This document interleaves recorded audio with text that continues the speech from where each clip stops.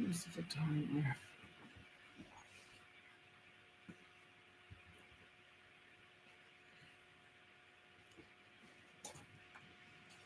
Hello, everyone.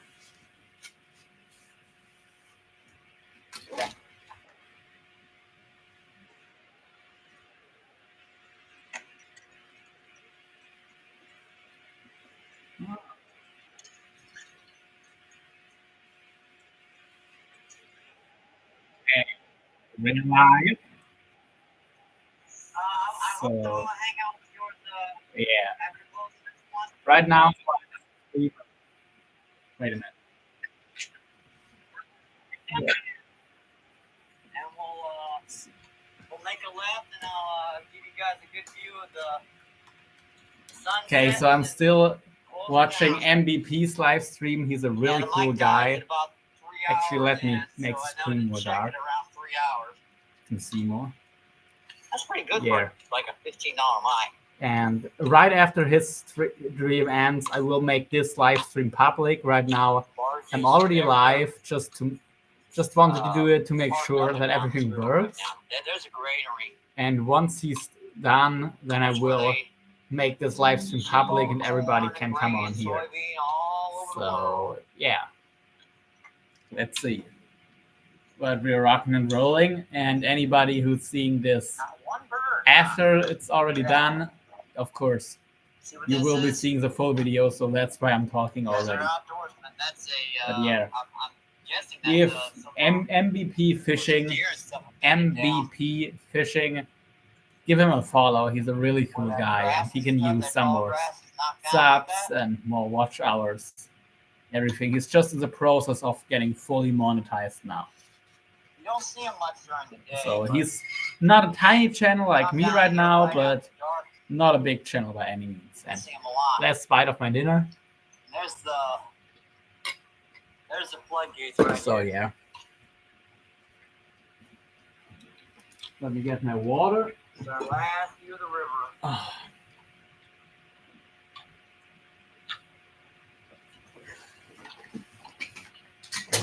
Yeah. Yeah, once they get out of that sauna. That's the right idea, Michael, getting out of here before dark. It's different during the summertime, but Yeah, MVP is this time of the year, trying to get back to his car or back home before dark now. Which is kind of funny to me because it's already 10:30 p.m. here, but I'm in Germany, so yeah, Central European time. So for me, it would not be 10 p.m. It would be 22:34. Yeah, 22:34 is my time right now, and I actually say 22 o'clock when it's 2200 hours. Of course, there's no 100, so that's why I say o'clock, even after 12. Anyway, let's see. And this is where they stick that pole in But the I'm back really of glad the that the live seems to be soybean working now, because earlier I was live 4 times and it didn't work at all. Get a proper weight on it, So yeah. and then they'll move it down there to the granary to be loaded up into the And barges now let's and the trains and everything. But yeah. And if you want to see all of what I'm watching right now, just go to MVP Fishing's channel, and you can watch. I'm sure the live stream is going to be up there still if you want to. So yeah, That's a beautiful little sunset, ain't it? sure I is, will. mate. I'll check you guys on the next one. Awesome for staying in for me today. Thank you guys for coming in. Thank you. Appreciate you guys. Good luck. Stay safe. Hope to see you on the water, my friends. Keep doing what you love. And keep them lines tight, my friends. See you on the next one. See ya, MVP. You're really a cool guy. Very glad I found your channel. And now let's make my live stream public.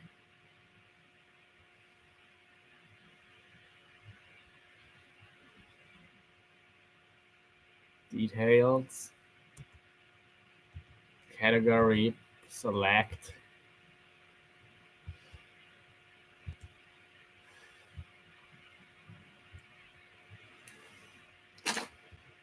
Yes.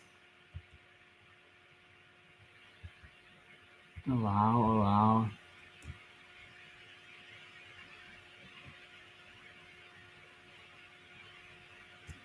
Yeah, visibility.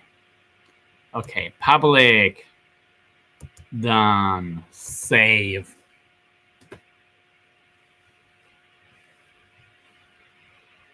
All right, real life.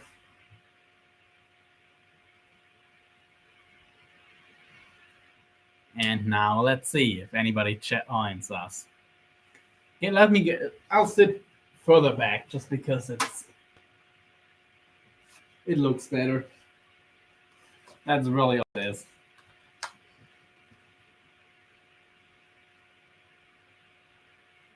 Oh. Okay. Hi, John. How are you? Is the audio okay? Let me know. Hurton. Hi there. Let's go. So, well, let's see if. Okay, great, John. So John just told me the audio is fine. And actually, John, you know what? Let me make you a mod. Or, yeah, I can make you a mod.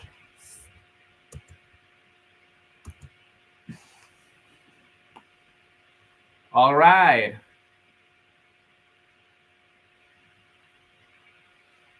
And hi, Sturgeon.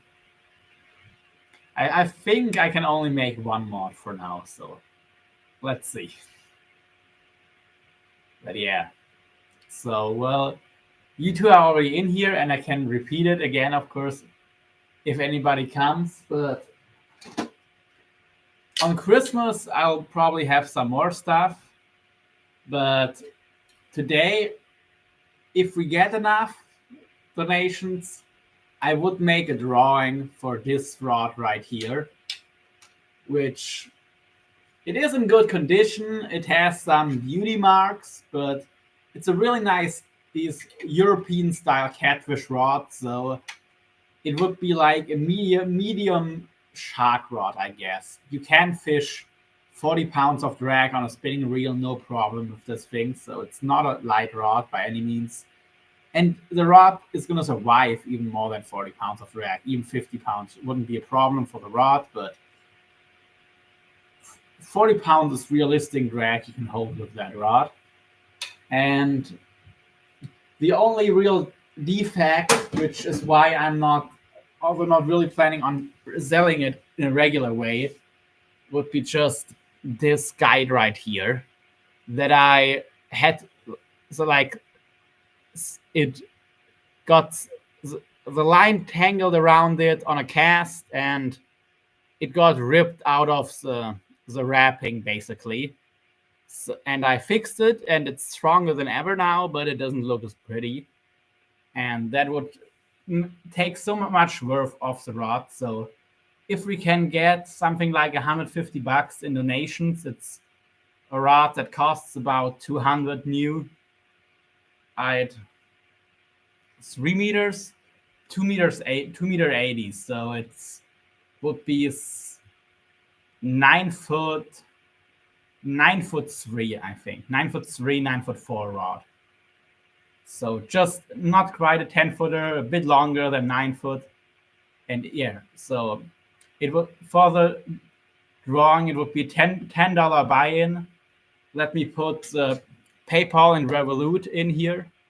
That would be the options. It's low on the rod, so that would be fine. Wouldn't affect anything. Yeah, and the guide is still on here. Like, the guide is fine. It is still, it just is a beauty mark. That's all it really is. it's just the reason also I'm doing it is I'm not using this rod anymore. I just have enough rods, basically. That is really all it is. And High always in trouble. Cool name. So yeah. Exactly, Herden. It is just cosmetic damage. Thinking back, I probably should have just emailed the company, and I know them. They would have sent me a new rod, no questions asked. But I didn't, and now I have it. So let's give back to the community, I'd say. And yeah, if anyone wants to get a chance at winning it, it's $10 or €10 or some similar amount in whatever currency you have if you're from a different country, and you can send it through PayPal. And also, I'm gonna do a Christmas drawing with some other gear as well. And on Christmas, it's gonna be it is gonna be for with tickets, but also if anyone just wants to donate, then I'll put and say it. Then I'm gonna put it in a separate fund, and for that I'm gonna do a free giveaway to people who cannot afford to buy in. So let's see.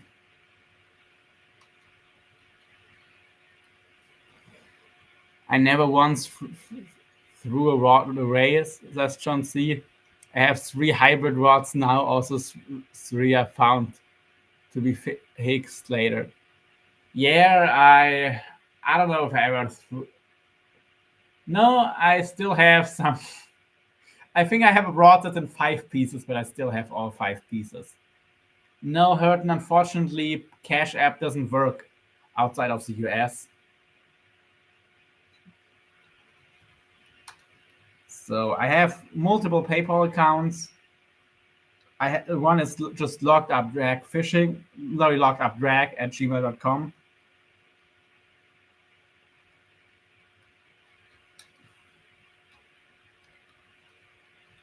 And another one would be my name at gmail.com, so Marlon,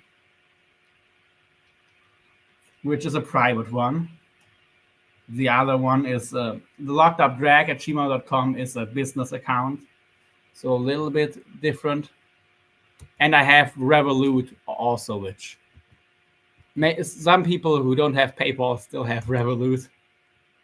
And there it's locked up drag fishing with underscores in between the words. I'm gonna type it in the chat.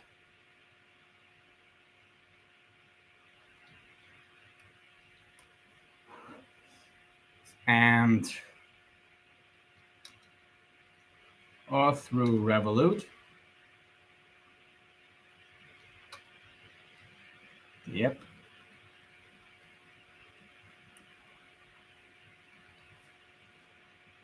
I'll see if I got any extra money in my account. Kind of broke after buying the new truck last week. Thanks, Dirch. No worries. If you can't, it's not a big deal. And also, probably shipping a rod to you would be difficult. Of course, I'll still send. I'll still try to get it to you. No problem. But I could also look if I have some reel or some line that would be good for you. That would be easier to ship overseas, because I don't know what a package that's $1.50 taking apart. So like, yeah, $1.50 package or something would cost ship overseas, but probably wouldn't be cheap. But of course, you can also just donate, or for no other gear. Like if you win any prizes that would be difficult for you to get, there's no problem with just switching it for something of similar value. And yeah, so let me get back to typing out the Revolut.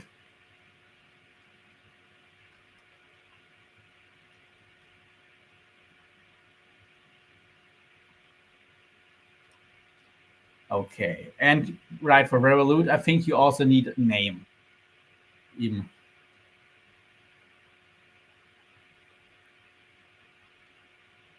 So I'm gonna put the name there.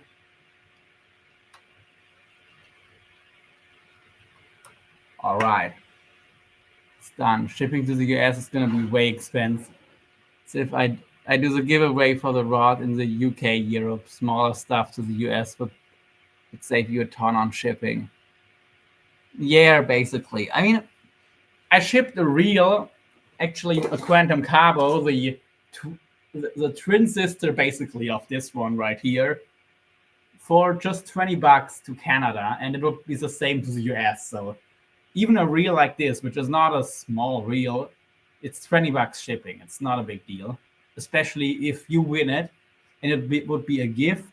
Then there's also no import fees. So yeah, it's not that much money to ship a reel like this. And that would be, for example, an option. And I also have some big pen reels that might be interesting for you, Sturgeon, that, for example, I could swap for the rod for you. And they're already spooled up. And also I could, maybe because the reel might be worth a little bit less. Yeah, it really is a good rate for shipping. I mean, even here domestically, you would pay somewhere between 5 and 10, or 5 to 15 bucks, really. Yeah, I have some 10,500 Spinfishers that I have them as backups now, but realistically, I don't know if I'm ever going to use them again. So I could also use them for a giveaway. And that would, well, the one doesn't work perfectly anymore, but one is still in good condition, I think. Let's see. And yeah, honestly, I would have to check what, and I will check all the gear that I have that I could give away. You got a Spinfisher 9500 and absolutely love that beast. Yeah, I used to have one, or I still have one, but I did something with my 9500. I set the hook GT style, so reeling on the reel handle while setting the hook, and well, it chipped off like a third of the gear teeth on that reel. But then again, I've even broken a Saltiga 14,000 that exploded, so maybe it's more that I'm crazy and less that the reel is weak. Just saying.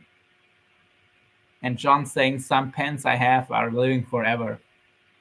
Are you talking about spinning reels or conventionals? Because I think that's quite the difference. I mean, Penn does make good spinning reels, of course, too. Especially some of the old models, and now the new models are also really good. They just had a while in between where a lot of the reels were just okay. Let's say, not the greatest. But they really came around. Okay, spinners.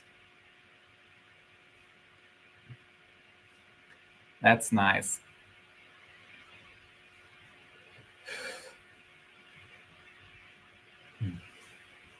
So yeah. And do you guys have any questions? I mean, I did put. Yeah, Sean's saying most people can do Cash App or PayPal. Yeah, definitely.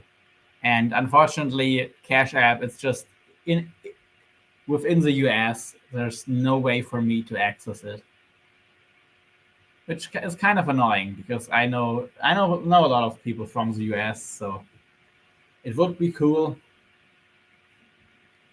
And so far, we're good with my Spinfisher. Only got 4 smaller sturgeon on it, so far this season I'll put it to the test against the monsters. Yeah, and sturgeon, is it a Spinfisher? Which generation is it?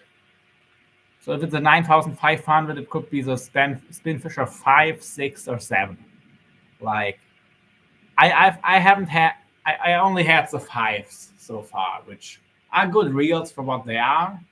The other models are definitely have some advantages, especially now the Spinfisher Generation 7 with having the ball bearing line roller, the brass gear. The brass gear already came in the previous generation. So the Spinfisher VI, so the Spinfisher 6, yeah, that's for sure a good reel. John C. I only recently have PayPal, so I can donate to Mike next week. Oh, that's cool. Yeah. I mean, I've had PayPal for a while, but other things, for example, like Revolut, I just got mine. When was it? I think December 1st, maybe?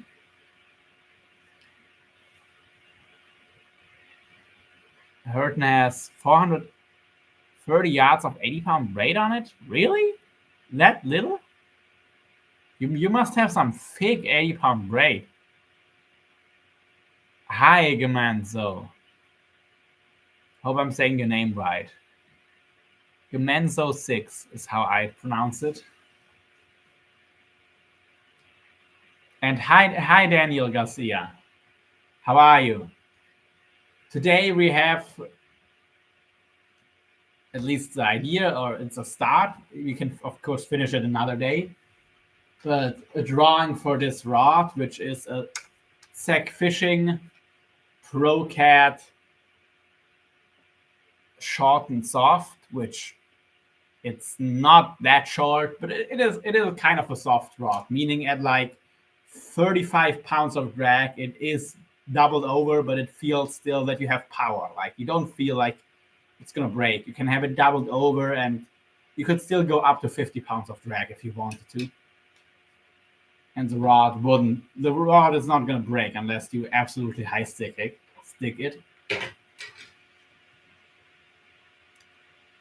Hurton for sturgeon, 8 strain braid, thicker for abrasion resistance. It's cheap Japanese braid, but really good.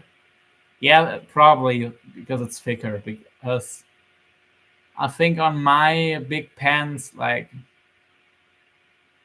I would get that much of like 130-pound braid on there easily. So on a 9,500. That's like about braid, actually, one thing, or about line in general, that's important to keep in mind. I think also, yes, the braid that is thicker for its strength is usually going to be a tougher line. On the other hand, if it's thinner, you could get a size bigger. You could instead go up to 100 pound or 130 pound, and that 130 pound might be tougher than even a thick 80 or 100 pound. Just some food for thought, but of course, there's many ways to do it. And realistically, what's on the label doesn't mean what is in it. Like the best example for me would be the Cortland 130 pound. That stuff holds more than 200 pounds, actually. Hurton for sturgeon, 430 is more than enough for the line capacity against sturgeon here. My buddy pulled in a 9-feet sturgeon on 230 yards of 30-pound mono wall. Yeah, well, yeah, I think as long as you're casting, you don't need that much capacity. At least, unless you're fishing for sharks, maybe, and some other saltwater fish that can empty your reel. But yeah, 9 foot. Yeah, 9 foot sturgeon is nice, for sure. That's almost as big as the biggest European catfish. Like, actually, just recently there was a catfish caught actually in Germany, which is definitely the German record. That was like 2.80 meters and something, so a little bit longer than this rod right here. So it would be 9 foot. Was it 1.80 meters or 1.86 meters? Anyway, it would be like 9'3" to 9'6". Yeah, 9'3" to 9'6" sturgeon. And John C. saying, yeah, Wells catfish. The thing is, it's a kind of a stupid name, which is why I say European catfish, because Wels is just the German word for catfish. So though there are something like 2,000 species of whales, because it's just catfish. It just means catfish. It's just that a lot of the catfish camps in Spain and Italy, they're run by Germans. Though people who came there, English speakers, would always hear whales, but people were just saying catfish. And funny enough, we have a similar thing in German. We call like your blue catfish and channel cats. They're called Katzenwels. So cat also. Well, it would be catfish, but because wels means catfish, but so oh yeah, and Katze means cat. So it's also kind of a translation of the English name again. So that happened in both languages, but really wels is just any catfish, and of course catfish, or the direct translation would be Katzenfisch, would be also any catfish. So yeah. One was caught in the surf recently. What was caught in the surf?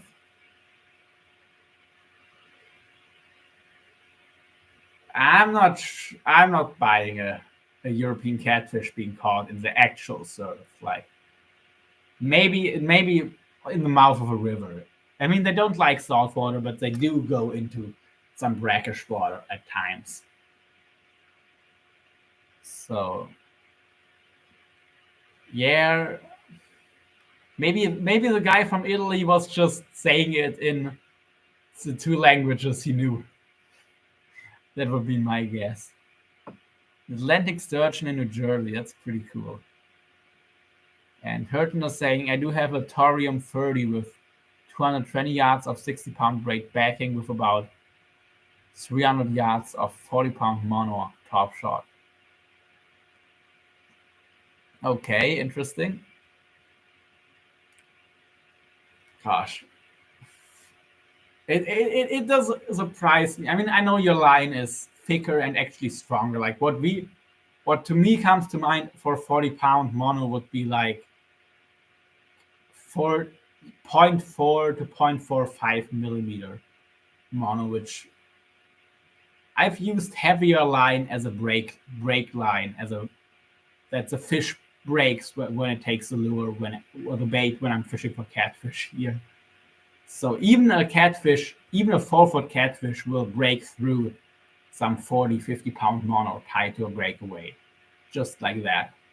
And they're not that hard fighters, but of course, if you have your whole reel spooled with it, you have a lot of stretch. So it's a different story. It's a lot harder to break than if you just have this much mono. Sturgeon saying, I'd flip out if I caught a sturgeon in salt water, especially to surf. Yeah. I mean, I know a guy who actually did it. He did manage to catch a sturgeon in the Cape Cod Canal, actually. I think it was Atlantic sturgeon. And that would be a dream of mine, to catch some really big sturgeon. And I'd love it if I'm just fishing for some cod or something and I'm hooked up to a sturgeon. I've actually caught some Atlantic sturgeon before, but unfortunately were fish in a pond, so they were stocked there, like not or released, let's say. But they weren't wild sturgeon. But yeah. You definitely don't expect to catch sturgeon when you're fishing in salt water. Okay, we have five flags now. Very cool. And Chauncey about the sturgeon migrating. Yeah, they move from the Hudson River to salt. Yeah, I mean, most sturgeon, they are anadromous fish. They do spawn in freshwater, but they live and grow most of their life in saltwater. But there are, from almost all sturgeon species, including the biggest ones, the belugas. They do have some populations who stay in freshwater their entire life.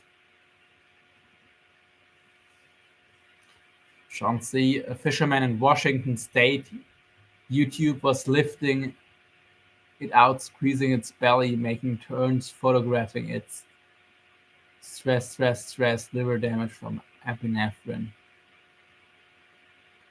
Okay. Sturgeon retention slot opens here. January 1st for keepers. You're actually allowed to keep sturgeon? Really? Gosh, that sounds absurd to me over here. Like all the 20-something sturgeon species that live in Europe, they're all critically endangered. But I know the white sturgeon, they are actually in much better condition. So maybe that makes sense. Just for us here, that's pretty crazy that you would think about that it like legally keeping a sturgeon, let's say, or like keeping a sturgeon that's not from a pay lake, that wasn't farmed and then put in a pond. That would be the only way you'd be keeping a sturgeon over here, and not committing a serious crime. Did I miss any messages? I don't think so. Only 2 annually per person until retention is closed, which last year lasted only 12 hours slaughter. Okay, so there's a limit on the absolute amount as well, or is it a preset time, or how does it work? Yeah, John, for sure they do produce insane amounts of eggs.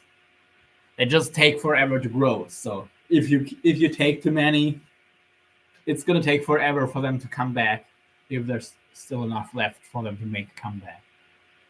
And unfortunately, the caviar craze, which until about 200 years ago, caviar was poor people food. Well, I mean, it did get some prestige in the 1300s, but it was a very regional thing, and only really gained popularity outside of those areas about 200 years ago.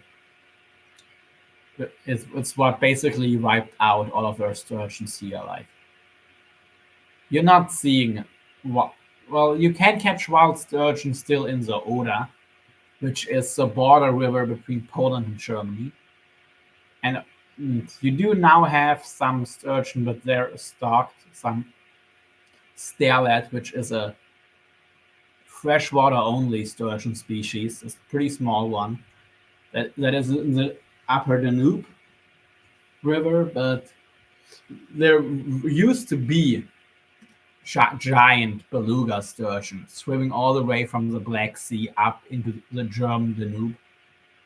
Like in Munich, there were, or close to Munich, there were some giant beluga sturgeons caught.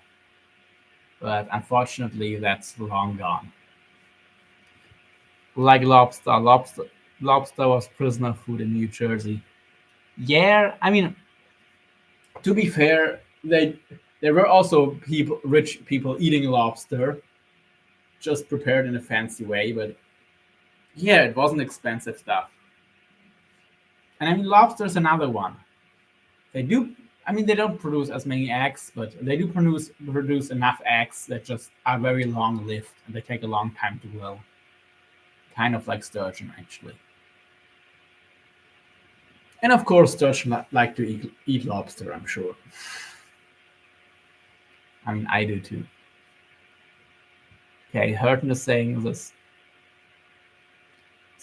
The slot this year was 47 to 54, so that's 47 would be how much? How long? So like a meter 20 to a meter 50 or something. Okay, so pretty small sturgeon, but not tiny.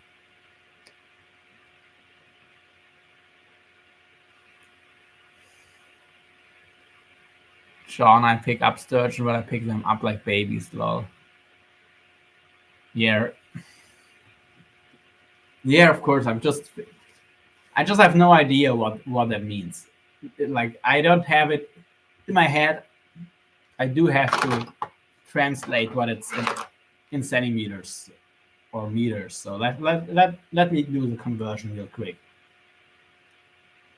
What's the slot size for sturgeon was? Because I'm curious.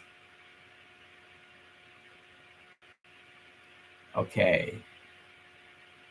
Centimeter inch.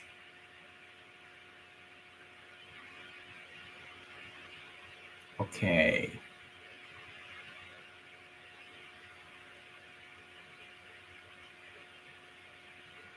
"47 inches in centimeters." Okay, 1 meter. Yeah, 1 meter 90. 1 meter 19.38 centimeters. So yeah, 1 meter 20 and 56. Okay, 142. So yeah, that's for a white sturgeon. That's a small sturgeon, but it's a good sized fish. Okay. That's interesting, but pretty smart way to design a slot, I think, to actually don't catch the real big ones, and not even the big ones. Like, stay with the youngsters, basically. Chauncey saying cod was overfished in Maine, so baby lobsters did not get eaten. The sea urchins are overgrazed kelp where young lobsters hide, so they are getting eaten again. Yeah. Yeah, of course, John. I know, but once you get numbers like 48, it's hard to do the conversion directly. And Sturgeon is saying, I don't keep sturgeon at all. They are big, harmless dinos. I could never kill or harm one. I try to be as delicate and humanely as possible. As delicate as you. Yeah, that's cool. Honestly, I have eaten sturgeon before, but it were captive bred sturgeon. It weren't wild ones. And I mean, if I catch, and it wasn't a native sturgeon either. So if I catch a sturgeon that's not native, that somebody released somewhere, then I don't have a problem eating them. But they are really cool fish. And if I had a big pond, I would rather just keep the sturgeon put in the pond. I just don't think they should. If they're not native, there should not be waters here. But there are enough native sturgeon, so yeah.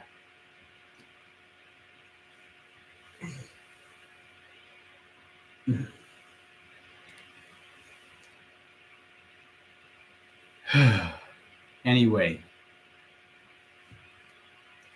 actually, I'm thinking what I'm gonna do now. Right, one thing I do have to still order, and I can maybe do it sharing my screen, is I should probably get a line clip for Brazil, because when I'm solo shark fishing, it would be nice to have something to cut the line if I'm getting dragged in the water. And John C says all our common carp are from Europe in the late 19th century. Yeah, and our carp actually were brought by monks from Asia in the 16th century. Now, wild carp were unnative to at least Eastern Europe, but the carp we have today, which are, and the carp you have as well, they're basically domestic carp. They're selectively bred for many centuries, and those carp were brought in from Asia over here, and they cannot reproduce here naturally. Now in southern Europe, where they were never native, yes, but here it doesn't get warm enough in the summer. Now sometimes it does, but it didn't used to be warm enough for carp to spawn by themselves. So pretty much all carp you have here are still stocked, and they just grow in our lakes. But yeah.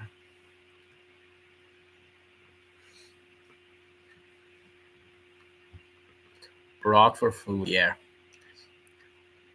And somehow people in the US seem to be the only ones who don't eat carb. Okay, the British the British do the same. They do strictly catch and release for carb. Yeah, also kind of the opposite, but yeah. Hurton was sturgeon. You should try to get down here to Oregon in September, October to do some sturgeon fishing. That would be really cool, and someday for sure. Probably next summer. Oh, hi, Black Wolf Outdoors.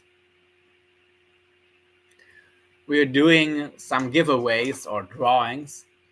There's different prizes for now. Today I thought about this rod right here.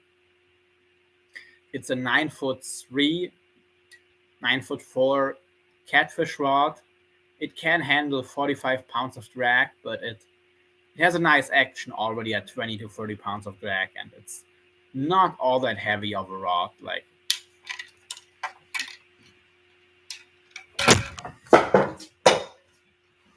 oh, what did happen now? Okay, my water fell down. I do need to get that with a towel or something real quick, because I have wooden floors. Okay.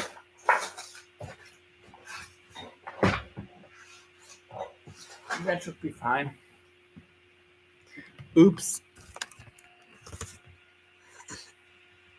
And John is saying carp and bullhead catfish eggs can pass through a duck still alive. They are spread everywhere. Are you sure they're passing through the duck, or they're just like in the feathers, stuck in the feathers?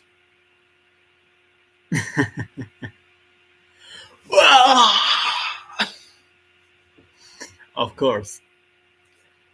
And now to finish the screen, this stream and the screen. All fun. Yeah, I was showing the rod. That would be part of the giveaway, but of course I can also take a reel or something or some line. For example, I have still like 400 to 500 yards of 130-pound Cortland. Sorry, not Cortland, but Cherry Brown 130-pound hollow core. So that's one thing I'm not gonna use that line anymore. I don't think I'm ever gonna use it, and could try to sell it too.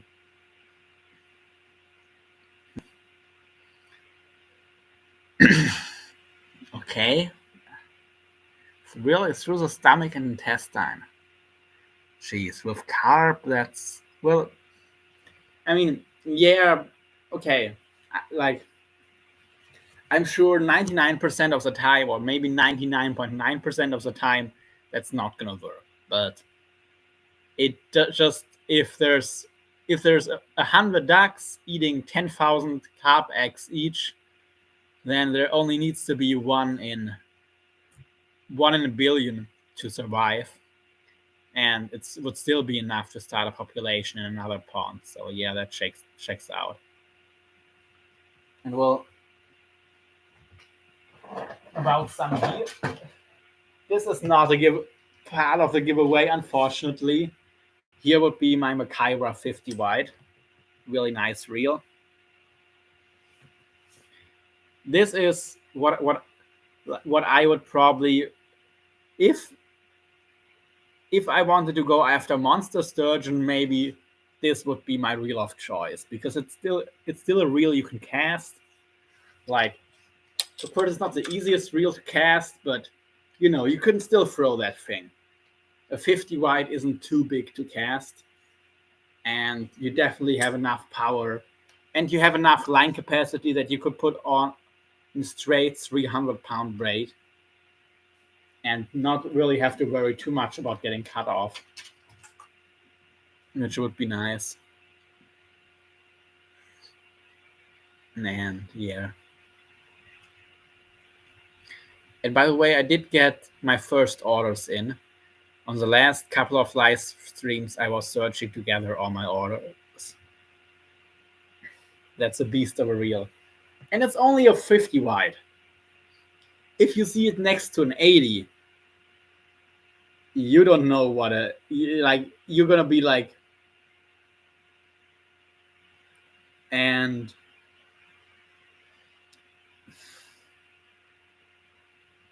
do a River Monster style video where you almost die like Jeremy Wade.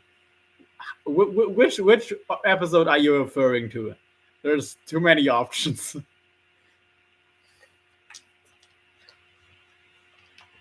I want my Abbott back, lol. Did you have an Abbott, Sturgeon?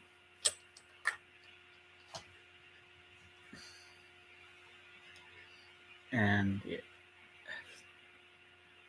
yeah, I mean, it is a beast. And what I like about it, it has like the low gear on this thing. I don't know if it says it on the frame somewhere. I don't think so.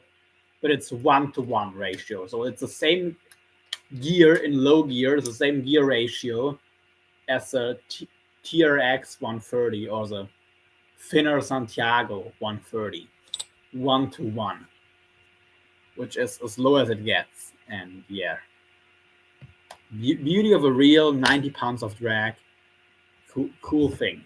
And I still pulled max drag on it quite a few times. But I like to fish heavy drag. He got pounded in the chest and had a heart condition from an 8-foot arapaima. Yeah. Well, I will be in Brazil, but probably not in arapaima territory this time. But I'm sure I will catch some arapaimas in the future. They are really cool fish. But this year it's probably going to be more like more shark fishing, and well, I don't know how well it works to catch big sharks. Let's see about that. But in the worst case, I think there should definitely be some big stingrays, and in both fresh and salt waters there are big stingrays in Brazil, and they definitely give a good fight for sure. Yeah, exactly. That's why I asked John, because Jeremy Wade, he does go swimming with a lot of fish that could do some real damage. So yeah. And let me check real quick if I have my. Yeah, I do actually have one order that came. And that's the only unboxing I'm gonna do before Christmas. Oh well, okay. My phone and my notebook, I will also unbox them when they arrive. But this right here, because I'm just gonna send it back.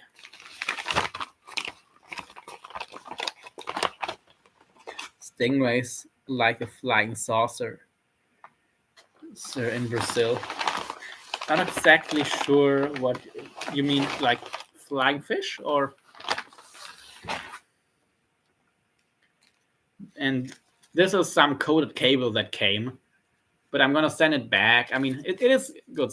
I could keep it, but it has a pretty thick coating. And I talked with Albert, and he also said, like, his experience, a thick coated cable, you get cut off easier.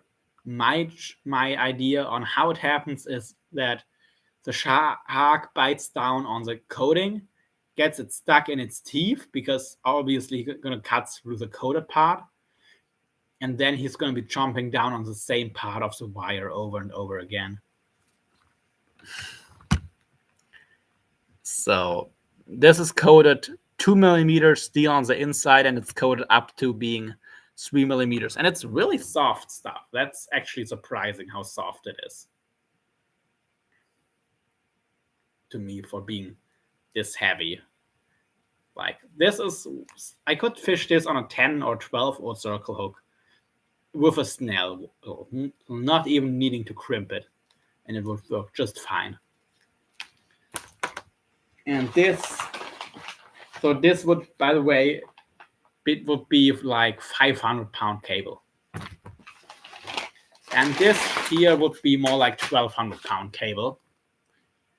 This is 3 millimeter, coated up to being 4 millimeters. So now it's 4 millimeters thick, which is, yeah, I'm gonna try to get a thinner coating on my cable. I mean, it is, I don't know if I'm making the right decision, but let's see.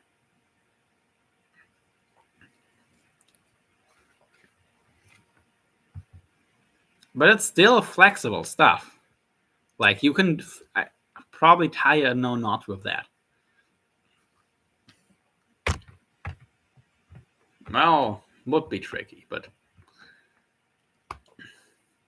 yeah. But I mean, my coated cable that I do myself shouldn't really be stiffer than this. I mean, I don't know. We're gonna see. But yeah, to me, it doesn't feel like it. I would expect 1,200 pound cable to be thicker, honestly, and feel stiffer. But this is still a very workable leader. It's not over the top heavy. And it's the IC316, so ultra corrosion resistant cable, which is nice for saltwater fishing.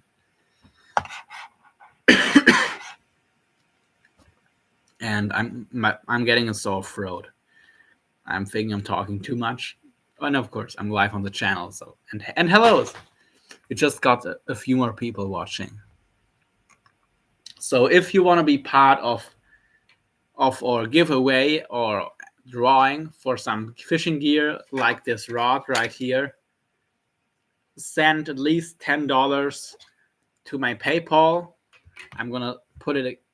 Actually, I'm gonna pin the message from earlier to PayPal or Revolut. Damn, I cannot move my cursor right now. Okay, now. Or I'm actually going to type one message with both PayPal and Revolut and then pin that message. So with a $10 buy-in or donation, you can get into the giveaway. Chauncey, if the cable, rod, and reel do not break, that means the shark can pull you in. Yes, of course. That's what you want. But that's why you have your drag, you know? This thing right here. Just back off the drag so you don't get pulled in. But yeah, on really heavy drag, you can get yanked off your feet, and then that's why you should have a line clip to cut the line if you're getting pulled in. The Black Wolf Outdoors, Alaman, the laughing, no means you have a living boat motor at that point. If you're fishing from a boat, then yes. For sure.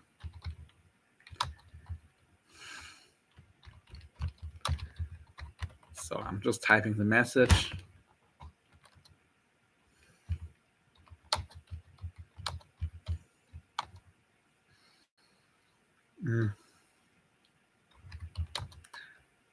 So, yeah.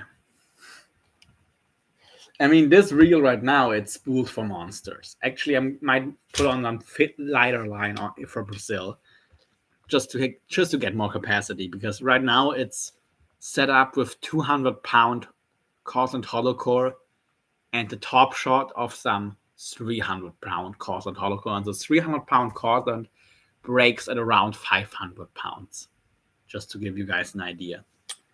But it's really strong abrasion resistant line, so it's really hard to fade that stuff through.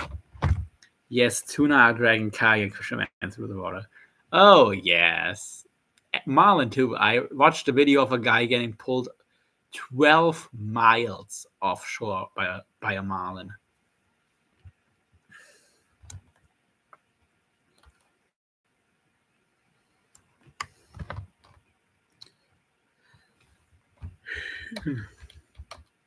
But that's some fun stuff. But of course, it's with a marlin. I don't think I would do it, because you're killing that fish if you're fighting it for that long. Do you have travel rods? Or I did buy a Sport Tube Series 3 that should be arriving soon. So, the big. It is made for skis or snowboards, and yeah, you can get a lot of tackle and rods in there. So that's what I'm going to be using.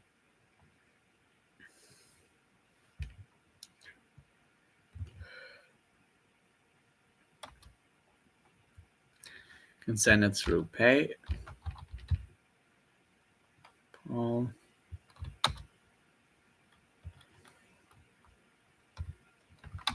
And that would be fun unless the tuna pulls you too far to see. Yeah, that, like, if you actually do that, you need to have a guy in a motorboat that's gonna follow you and bring you back in, because you will get pulled offshore by a big tuna or marlin. They're not gonna care, and there's not that much you can do from a kayak.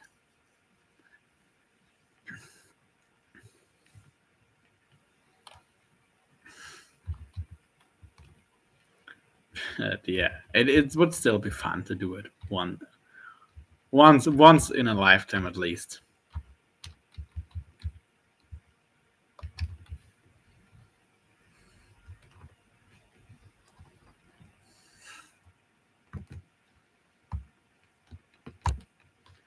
But yeah, getting pulled out to sea, gosh.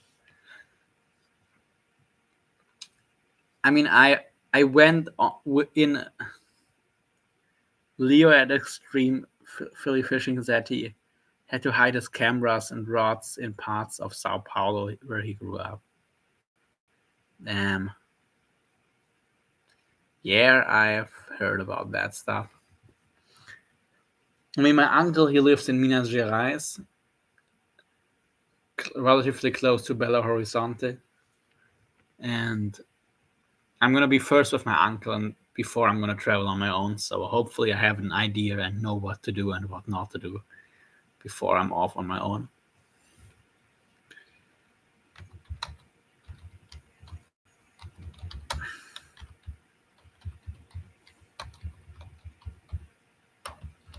But yeah, it's not the safest country, which is also why it's not really where I don't know if I would want to live there for the rest of my life. Hurting for sturgeon, I'm probably gonna crash out here in a few. Bro, if you're on later, I'll definitely jump on your next stream.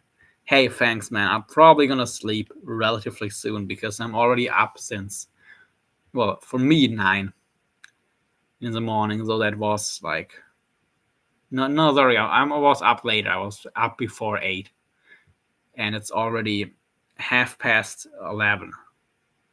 And Black Wolf Outdoors says, I've had 30-pound catfish drag me around, so I can imagine if I caught my PB yellowtail in my kayak.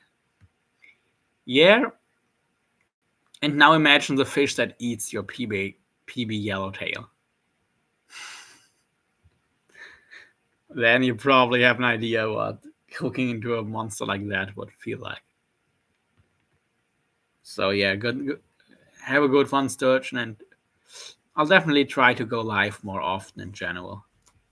5:30 for you. Damn, it's 30 minutes till midnight here.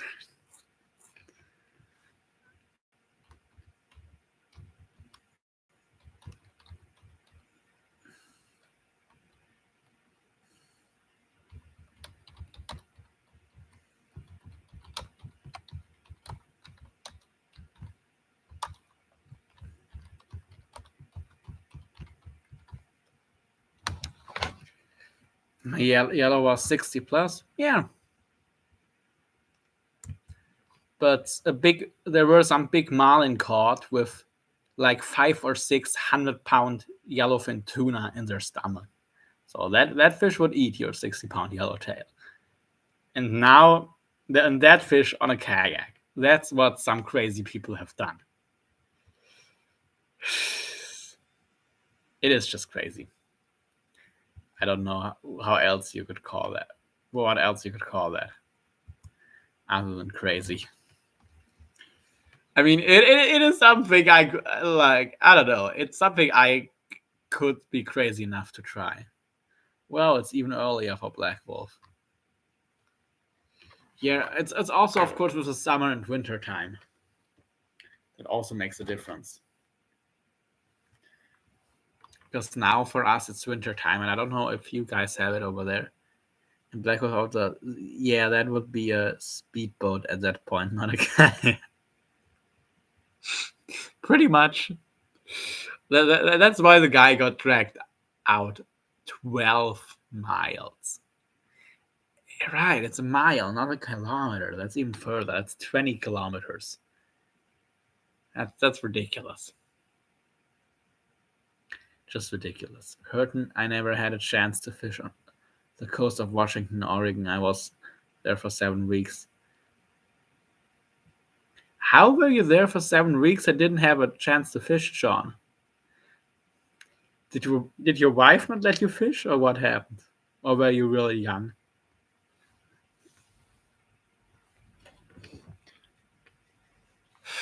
Was I ever that long in a place where I wasn't fishing? I don't think so.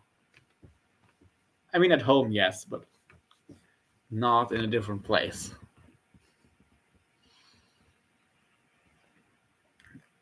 I mean, if I had a chaser boat to bring me back, I'd 100% go for that ride. Yeah, that's what the guy had. Like, he had people in a motorboat who were coming after him, and at least on the one big marlin he actually jumped into the boat and fought it from the bigger boat towards the end of the fight. But I think he was already 5 hours into the fight. So back then, when I watched it, I thought it was amazing. Nowadays, I think, like, you're killing that fish and you're not eating it.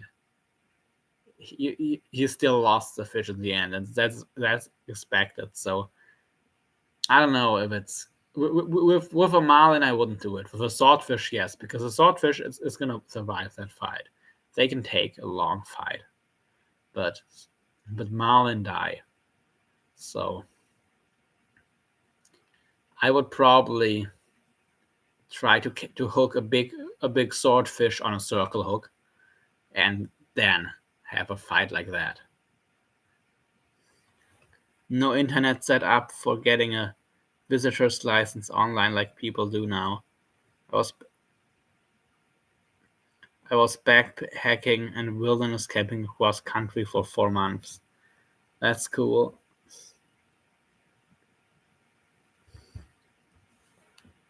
Oh, okay, so you needed a fishing license. Should I say it or should I not say it? Well, I'm gonna say what I would have done in the past, and you can be the judge of if I would still do it. But actually, I don't know what I would do nowadays. But in the past, I definitely would have just went fishing. If it was impossible to get a license, I would have probably not cared, or I would have cared, but I would have fished where I was pretty sure nobody was gonna find me. I wouldn't have been able to go without any fishing. Like, when I was a kid and living somewhere where it was literally impossible to get a fishing license, yeah, I did fish. Not with a rod and reel, to be fair. Usually, well, when I was a bit older, no, I wasn't fishing with a rod and reel, but I was still fishing.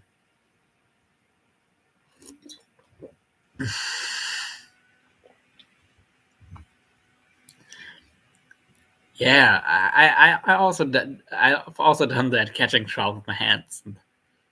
Honestly, when I did it first, it was me who couldn't believe it, not anybody else. Because, I mean, trout are really shy fish, but you can still catch them with your hands, and it's kind of crazy, but it's fun. If I was desperate, I would have for food. Yeah, for sure.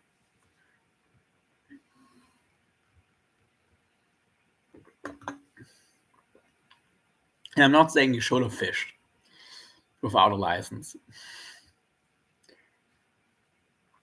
Just in a really fishy area, I don't know if I could go that long without fishing. But yeah.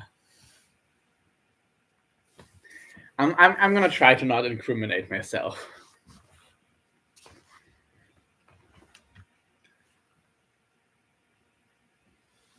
Although it's honestly, I was too young and it's too long ago for me to incriminate myself, so I could talk about anything if I wanted to.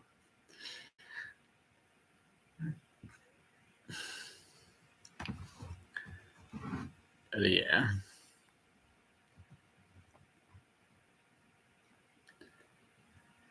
All right. So let me check real quick if any donations for the drawing have come through.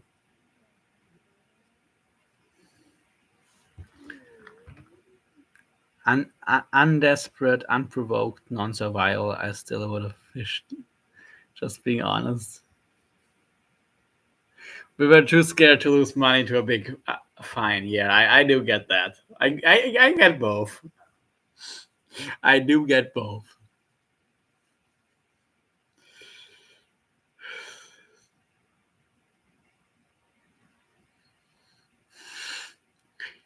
But yeah, some of the fines are crazy for fishing.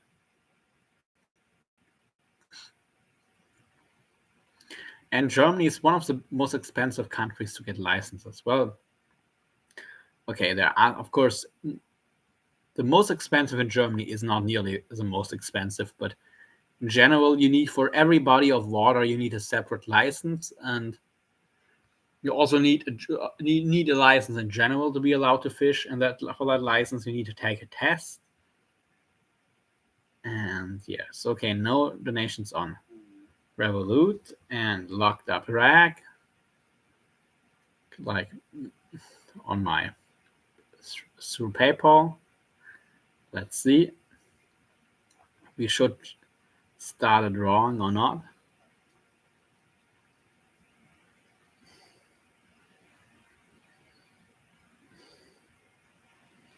Doesn't look like it. No, just a bunch of YouTube notifications.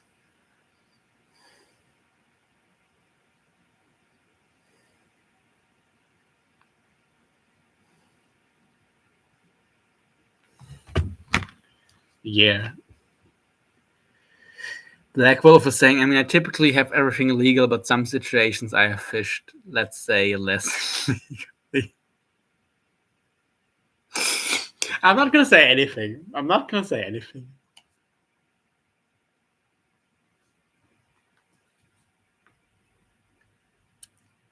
For me, it's especially difficult. Some statements have a lifetime license, and NJ is 2250 and then 1050 for a trout stamp. That's pretty reasonable, actually. I have to find my password for PayPal. Yeah, I feel you on that. I've created quite a few PayPal accounts by now, and on other places too. Yeah, some states. Yeah, of course. It's here in Germany, like the basic rules. Well, depends what you call basic rules. Like it is more central government than the US, but it's still like fishing rights and laws are pretty, to large parts, left up to the states to decide. Yeah, that's a thing to consider. If it's a high fine, then I would have just kept walking. Here, actually, if you use a live bait, put your guesses in the chat. What fine do you pay for one live bait? Because you pay for each live bait you're using. So if you have one rod with live bait, you pay one fine. If you have two, you pay two. If you have three, you pay three, and so on. And of course, in most places, you're only allowed two rods. So if you use more than two rods, you're also going to pay a fine per rod. But what would be the fine per live bait that you have to expect? Put a number in the chat. I'm curious what you guys think. You would have to pay here to use a live bait. if you get caught.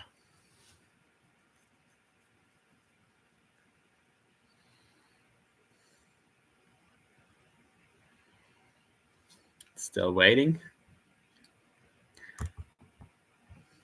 While I'm waiting for answers, I'm gonna log into my PayPal real quick to check.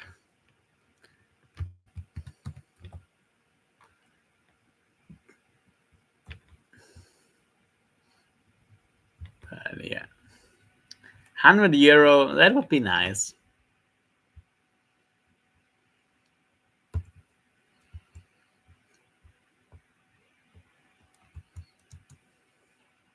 Okay, I'm gonna wait for a little bit.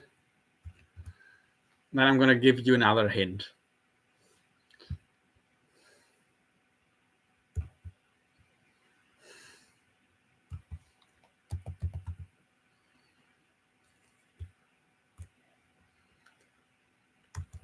But it's pretty expensive.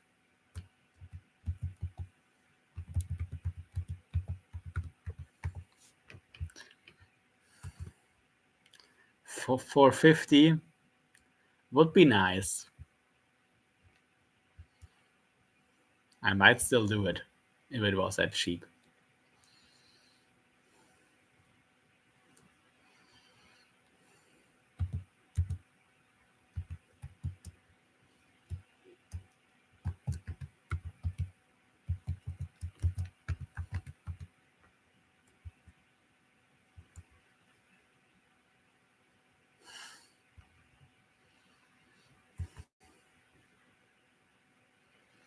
Yeah, John, you can double that, and then you're about where you're at for using one live bait. I mean, of course, it can vary, but you have to expect like something like €2,000, at least somewhere like upwards of 1,200, but more like around $200. Sorry, 2,000.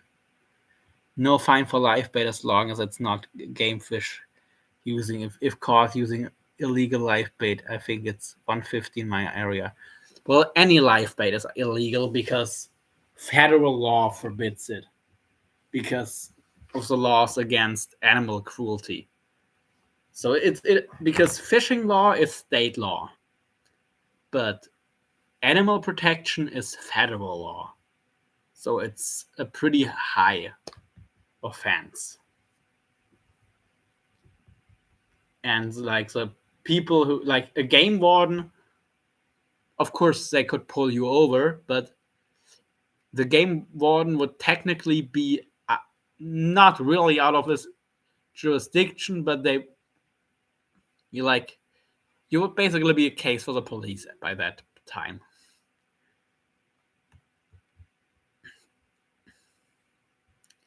So yeah, okay, no donations yet, but let's see. Yeah, I mean here in Germany, it's about 2,000 per live bait, because federal law basically it states that is it any unnecessary? No, it's not unnecessary, but no, actually, it's not avoidable. It's about any causing something like causing a harm, pain, or stress to an animal without a good reason is illegal, and that's why you're getting fined, because using a live bait is not seen as a good reason. Also, prolonging animal suffering while or killing an animal, it's okay, John. Don't worry. I'll check again later and tomorrow. But yeah, so using a live bait is not seen as a good reason. 10%. Oh, thanks, Black Wolf. Don't worry, I'm broke too, so that's one of the reasons I'm doing the drawing. Otherwise, I might just do a regular giveaway with not asking for anything if I had money. So I totally feel you. No worries. And yeah, but there are some ways around it, like in strong and like pike, like the two fish where live bait really make a big difference are pike and catfish. For catfish, even catfish is the one that that is the most difficult to catch on something that's not a live bait. And you can probably guess what most big catfish are caught on, right? Even in Germany. It's not a legal bait. I'm gonna show you a legal bait that would work. Oh, that does work. Let's say. Where do I have it?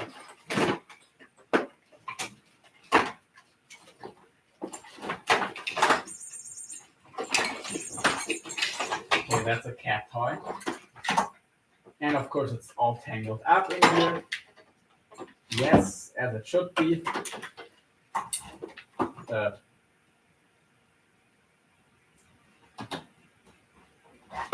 Oh, even better. Okay, if I can't get it out here.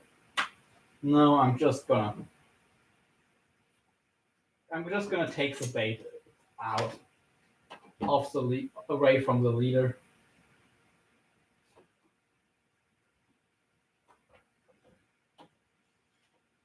But this is what you can use in heavy current. A swim bait.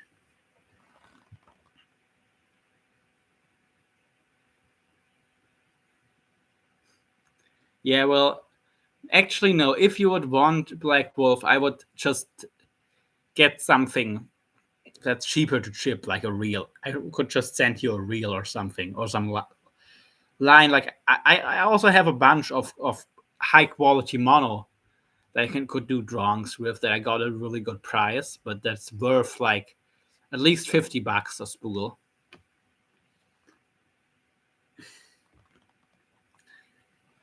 Yeah, and they do get bigger, but this one, it really works like a live fish in current and in really strong current.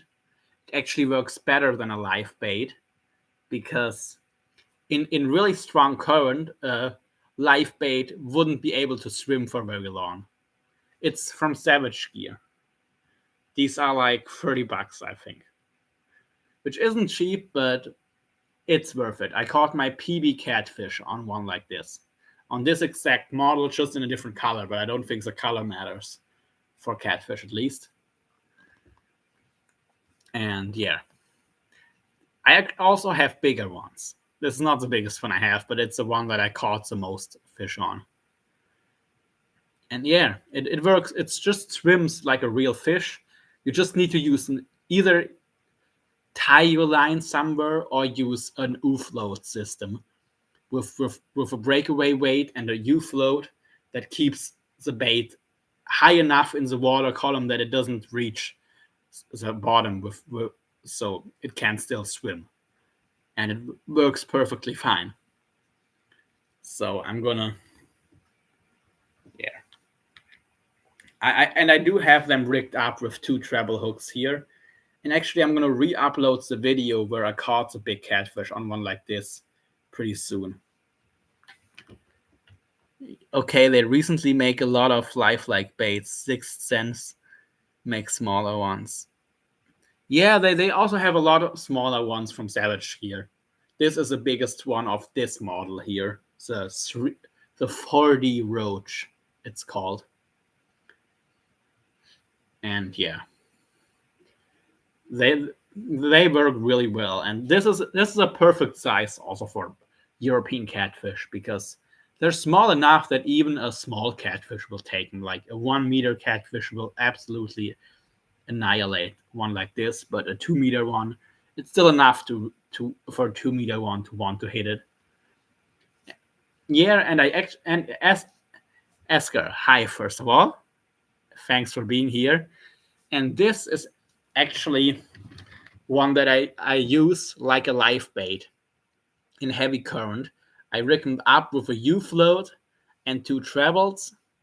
I put them with a breakaway in heavy current, and it just plays like a living fish. But because it's rubber, and because it's made to move in the current, it actually keeps working better than a live bait would in that heavy current. Because in heavy current, a live bait after a couple of hours, they're gonna have used up all their energy and they're gonna die, or at least go belly up and just sit there while this bait will keep swimming.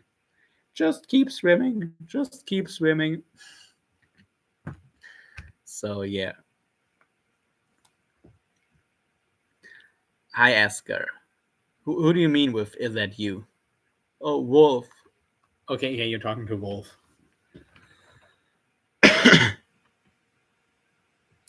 You're missing the ranch.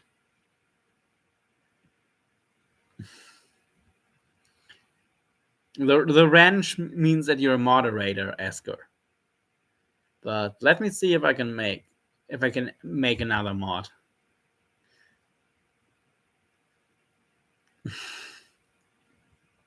Actually, I can. Okay, I don't know how many mods I can make, but you definitely seem cool, Black Wolf. So let's see. Okay. Okay, Esker. Now on the next comment, Black Wolf should appear in blue with a wrench.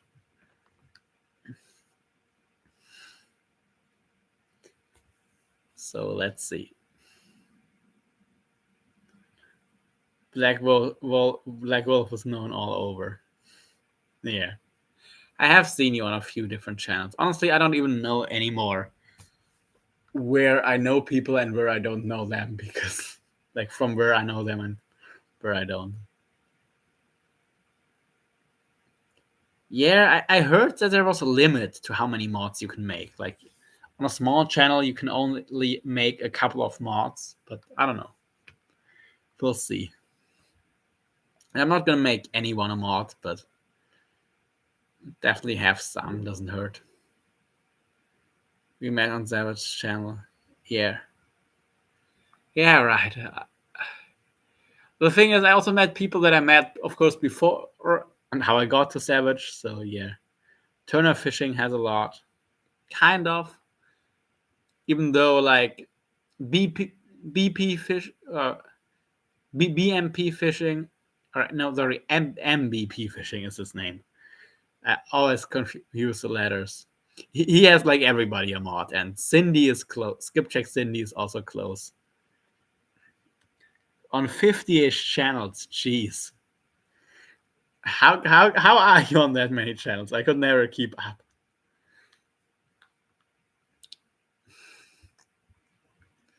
I think I'm a mod on like 4 channels now. And let's check. Oh wow, we are 28 subs. That's cool. So the channel is really growing. The fishing community is awesome. Both my channels are blowing up. And I hope that trend will continue. YouTube should pay you. Yeah, they should pay Black Wolf. I mean, once my channel gets big enough, I for sure would pay at least the mods that are there all the time. I just need to start making some money. Actually, one thing that I could... Well, I don't have the perfect travel. No, I'm gonna wait for... Oh, what did I miss? Let me check something first. But maybe today or maybe another time I could tie a leader how I would fish this swim bait right here for big catfish. Tie it live on this live chat, and maybe then I could do a giveaway or like a drawing for this lure. And with leader, it would be at least like 30 to 50 bucks. But if we get that much in, then I could do a drawing for actually with hooks, it would have to be $50 for quality hooks with leaders and everything set up. But yeah. So what? Okay.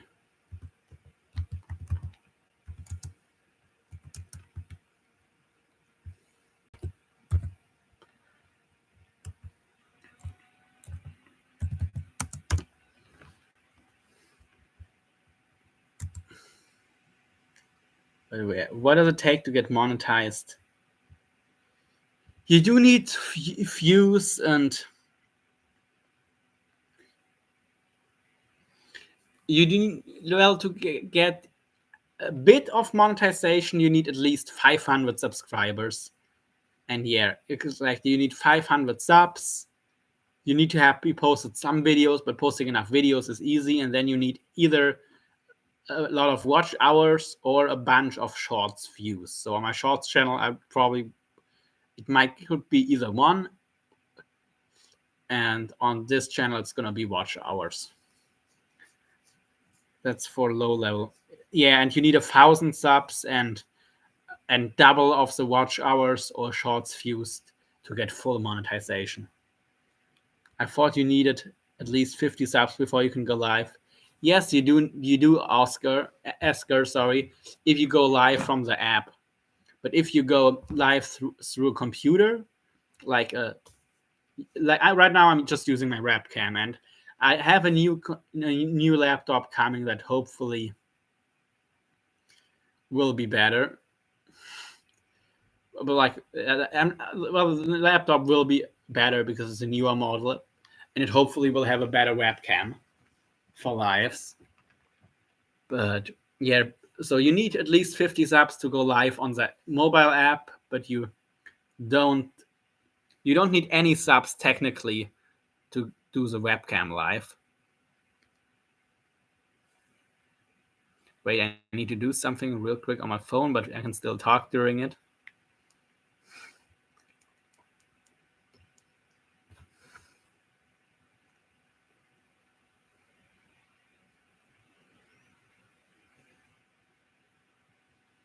Wait, I need to check something for a minute, but yeah, I can definitely talk still. So yeah, from PC you can go.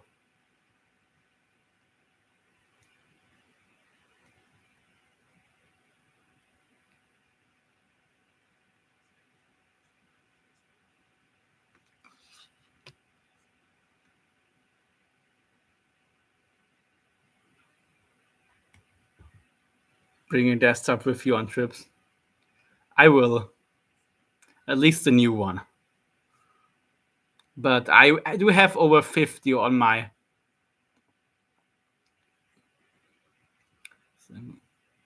I do have over 50 on my other channel, but I still can't go live on it for some reason.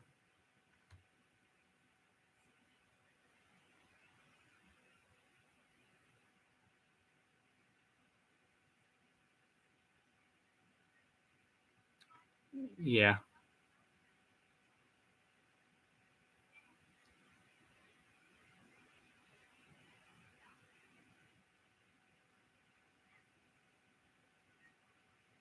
Exactly.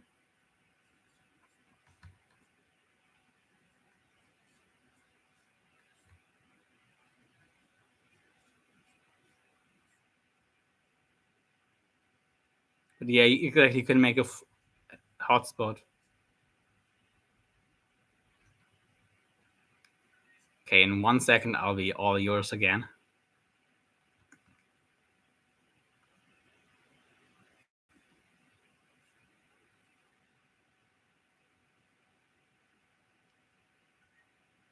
Alrighty.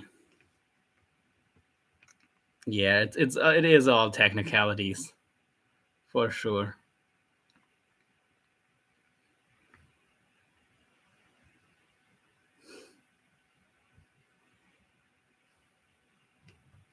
And yeah, to show you the thing with the YouTube app, I'm gonna show you right now what it says if I try to go live.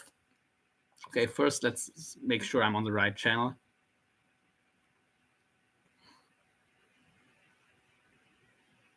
So right now I'm on the channel that I'm using right now, Locked Up Drag Fishing, but let's go to my shorts channel.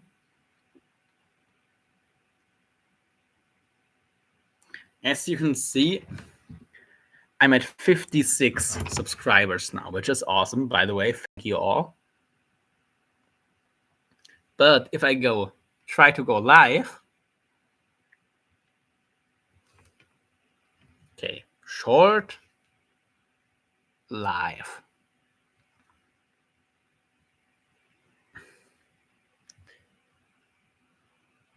Try creating more shorts to reach 50 subscribers and unlock live streaming. Yes, unlock live streaming by reaching 50 subscribers while I have 56. So I hope it's just going to take a couple of days for YouTube to realize that I have 50 subscribers now. But it is kind of silly.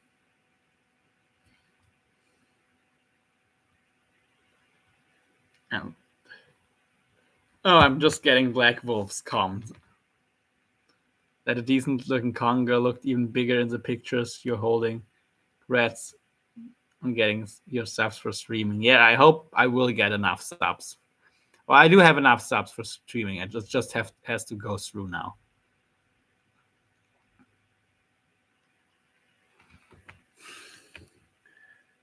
Asker saying I should call YouTube. Maybe. Maybe. You need to start like you're going to go live. I know. I did. I could. Now I can go live on over my desktop on my shorts channel. The thing is, I want to keep it completely separate. So on this channel right here, I'm going to be doing my horizontal live streams and the long form videos, and on the other channel, I'm only going to do shorts and vertical live streams. And I mean, I guess I could find another program to do a vertical live stream from my desktop. That would be another option. But on the other hand, if there's only 3 people in the live stream or even less, like, it doesn't really make sense to go live, I think, with too few people. I mean, today is the first proper live stream, like the first live stream I actually have people that keep talking. Before it were just like, I was lucky if there were 5 comments made during the whole live stream. So yeah, but I'm definitely on a good road. John C saying I'm only on YouTube. I'm only on YouTube to watch videos. I had 2 subs for 3 years. No idea why. Now I have 19 more in the last 60 days. I have no idea why. Well, maybe because in the live streams you've been hanging out, it has become a thing to just sub to the people you think are cool. Which is, I think, a cool thing to do, just for the record. But yeah, like I got, gosh. I mean, I can check when it was, but I like definitely on this channel right here, I had 1 month ago, I had 1 subscriber. Now I have 28. So 27 came in the last month. And most of them came in the last 1 or 2 weeks. And yeah, Black Wolf was saying, yeah, so here you're at 28 subs. Use this account to go into other people's live and get subs that way, especially Skipjack Cindy's live. Yeah. I mean, it is not as important here because here I like this format anyway, so I can do the webcam lives in the future too. But yeah. And yeah, Sean C is also saying, yes, probably people just reciprocating after I subbed. There's a good chance I subbed to you from 1 or 2 accounts as well, John. So yeah, probably.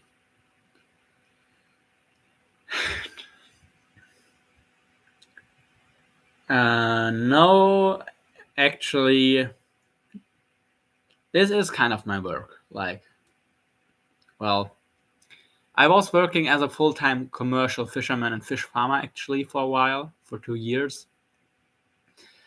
And after that, kind of just been in between things, trying to build my own business. And Black Wolf is saying, yeah, I have an account I only use for watching YouTube. I accidentally signed in with it into Cindy's slide for for like 30 minutes and got 39 subs. Lol. Okay, that's way more than I ever got. That's crazy. Yeah. And yeah, John's saying he thinks he's Black Wolf is saying he thinks he's sub to John. Yeah. But yeah, for work, doing this, or not just videos, but of course also making and selling fishing gear is one part. Working as a personal trainer is another one. And I do also have 2 workout channels. Or technically I have 3, because I started making a channel where I posted shorts and long form videos, but I noticed that especially my long form videos weren't getting a lot of views when I was posting more long form videos. Then my shorts dipped in views. So it seemed like posting both was kind of taking both down. I mean, maybe it was just a bad time. I don't know, but I decided to change it and do one channel for short videos and one for long form videos. So now I have 3 workout channels, and I'm deleting the videos on the old one by one and re-uploading them on the new channels. So if you're interested in my workout channel, I can post a link. But yeah, that's how it started with YouTube. Actually, I started with workout stuff, and then we moved on to fishing. John C., did you ever see Fish Tough commercial rod and reel only, and now crabs, Port Orford, Oregon? I don't think so. I don't know. Maybe.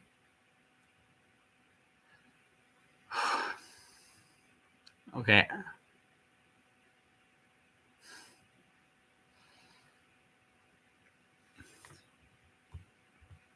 Yeah.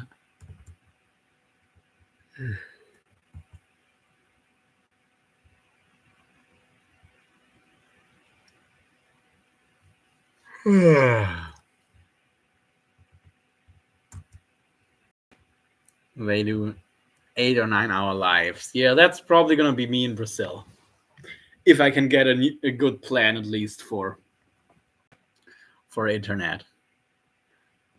But that's, yeah, I should get it. That's gonna be important anyway for me.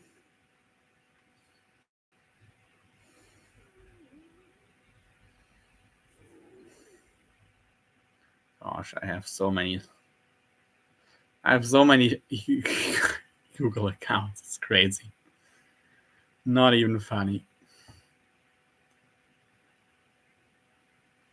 But yeah, so I started YouTube with workout videos, and right now I'm actually taking a break from the gym until I'm in Brazil. Then I'm gonna slowly start again. But yeah, when I find spots to go live while fishing, trust me, I fish a long time. Yes. I don't know what my longest. I mean, my longest fishing session would probably be something like 3 days in the same spot. That would be insane to keep a live stream going for 3 whole days. And I'm not sure if it would do better or worse. Hi, Cindy. How are you?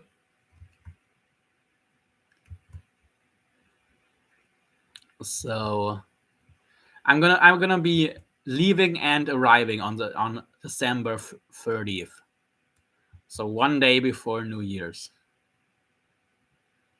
And hi, Cindy. I just made you a mod because I know you're cool. And Black Wolf was saying, when catfishing, I get out a bit before dark to catch live bait. Then I stay there all night into the next day. Yeah, pretty much. That's what I would do too for one day session. Of course, you can also do multi-day sessions, especially if you're fishing in a different country.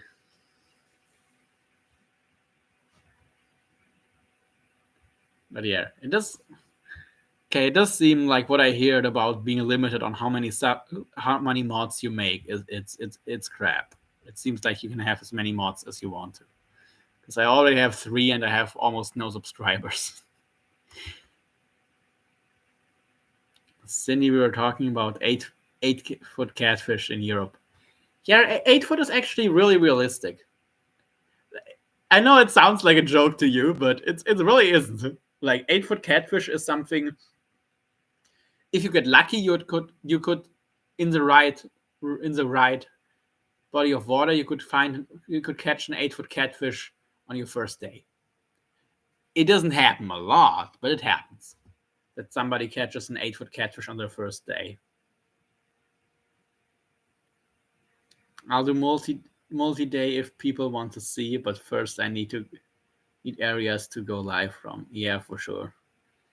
What I hope I can get in Brazil is like a cell phone plan, something like I got in Croatia, where I had unlimited high-speed internet for the whole country, and yeah, unlimited high-speed mobile data, and it was good enough to do a WhatsApp video call on a boat in the Mediterranean Sea.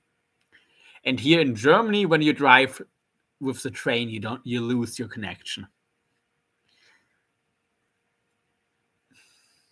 Who else can get to 10 feet ish, but not everyone you catch will be that big. Of course not. Most you catch, depending on how you fish for them. If you target them directly, most will be something like this. But if you don't target them on purpose, European catfish will usually just be the yearlings in that size range. But okay, I actually have a physical photo somewhere, but I can pull up some pictures of ones from myself and maybe one from my dad. But yeah, they get big. And my best night was when I caught 2 bigger than myself in one night. That was pretty cool. Not my biggest, but it really was fun, and especially the bigger one actually came on a little chop, like a bait fish, not the other chop. This size that I was using to catch like bait fish this size was the idea. And the water was like 1 foot deep. It was super shallow water. And a catfish bigger than myself took the bait there. And it went downstream and in a sunken tree. And you had to go diving while I was actually there camping with my mom. And she was holding the rod. I was going diving for the line. And then I found it was wrapped around a tree stump, but the tree stump was loose. So I picked it up, and then I realized that the head of the catfish with the hooks in its mouth, and I had a single and treble hook system, was laying on my feet while I was holding that tree stump. And somehow I just kept calm, unwrapped the line, then with the tree stump, I went towards the shore, and right at the shore, I dropped the tree stump, climbed out of the river, took the rod back, and kept fighting it, and landed it, and everything was fine. But it was a crazy story, or a crazy thing. And yeah, now fishing pictures. Where are they? Because I have, of course, extra for fishing pictures, a folder for phones, for photos. Gosh. Cindy, they also range from around like 300 pounds. Yeah, they actually don't even need to be that 10-foot long to be that heavy. But yeah, they're big. They're big fish. Well, that's kind of a cool photo.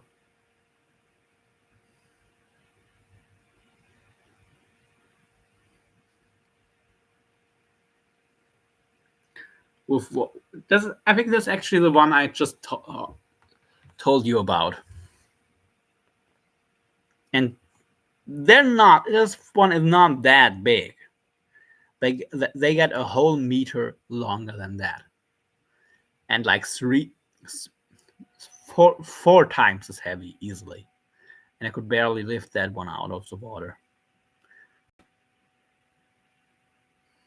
I mean, this was when I was maybe 16, so also not quite as strong as I'm now, but still. And my biggest ever catfish that I wasn't able to get out of the water, like I could do the catfish grip in the mouth and slide it onto the shore, no problem, but getting it out of the water for a picture was not happening. So this is with my cousin helping me. That was, I think, a year later than the picture 1 year later than the picture I just showed you. And still, this is 1.95 meters. They get to be 3 meters long. They get still a meter longer than that. But yeah, this one right here came on a swim bait that I fished like a stationary. So this catfish came on one like this that I fished with a breakaway weight on a U float. It was just standing in the current in water that was like hip deep, so 1 meter, 3 to 4 foot water depth, and it inhaled this thing. It really isn't. I'm gonna show you what's a big bait for these catfish. Actually, I have a picture of the biggest baits that I've used so far.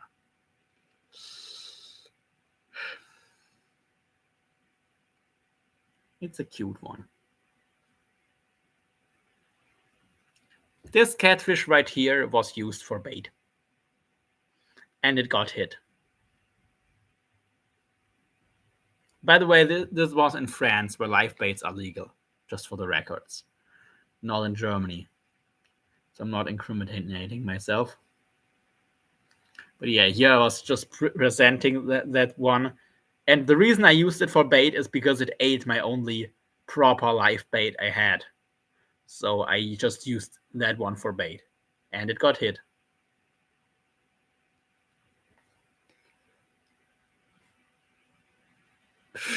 Yeah, I believe it. A striper on a 18-inch skipjack. But don't use yourself as bait. Skipjack, Cindy. Yeah, live bait is in a lot of European countries. But I think Germany was the first one to outlaw it completely.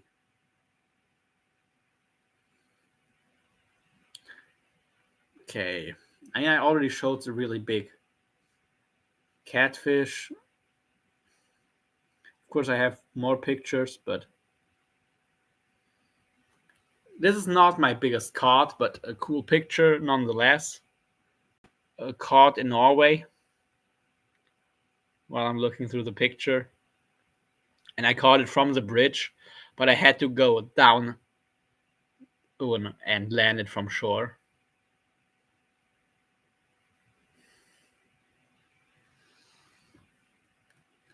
Yeah, I mean, it has pros and cons to have a lot of regulations. Here's a tiny cod, but a very pretty one. And like they get the color from eating crabs, by the way. Like they don't get red meat like salmon do, but they do get red skin.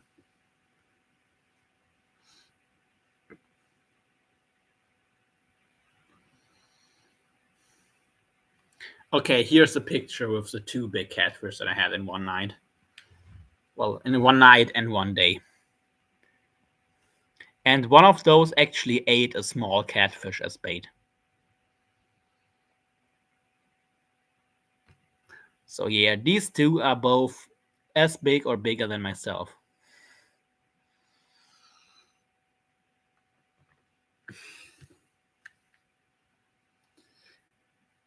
Oh gosh, I need to get fishing again. Yeah, that's the one I already showed you. Ah, crap. But yeah. Good size. But they get a lot bigger. Anything else that's cool to show? Maybe one of the first big eels, not the first, but one of the first big eels for me. When I was pretty young. That's like a 2.5-foot eel.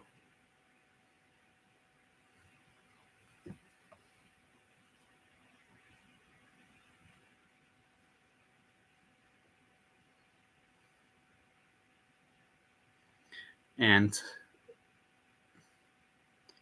little me going fly fishing, but I don't think you can see too much. That's so crazy, Cindy. Okay. Black Wolf has to go. Okay, have a good one.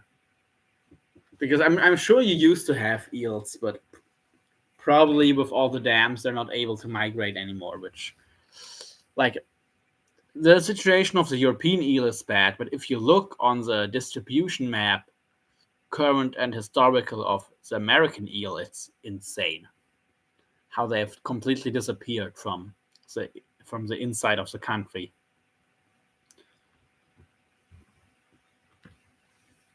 But I mean, yeah, that happens when you make it impossible for the fish to come there, and it's a migrating species. And we do have similar stuff with salmon, so yeah, some eels are brought in on purpose for escape as bait. Yeah, I mean, I love eels. I always have, and I really love their big eel species. Like like not like the New Zealand longfin eels are one that I definitely want to go after at some point, and also the Indo-Pacific freshwater eels because they get gigantic. Someone caught one north of us today. That's cool. Yeah, they do. I mean, they can migrate. Like the problem is they don't get back to the sea to spawn once they pass a dam, but sometimes they do make it up there. And if you want to see one of the ugliest fish I've caught, but still a cool fish, this wolffish would probably be one that I actually caught in very shallow water on side. New Zealand might be illegal to catch now. They are considered old spirit animals. Right, maybe. I mean, they used to be complete no regulations. Probably you can still catch them if you follow some rules, but yeah. But the Indo-Pacific eels I would definitely like to catch. And they get bigger anyway.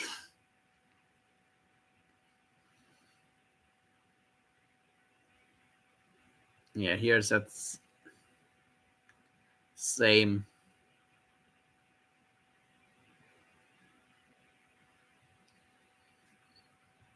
same fish again. And it was in and by the way, this is at like 2 in the morning, midnight sun, and I caught it at around midnight on side because the sun never sets in northern Norway in the summer.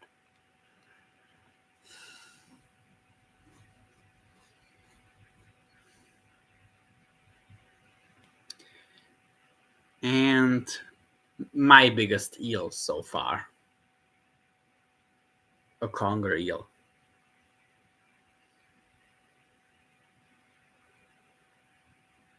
So yeah.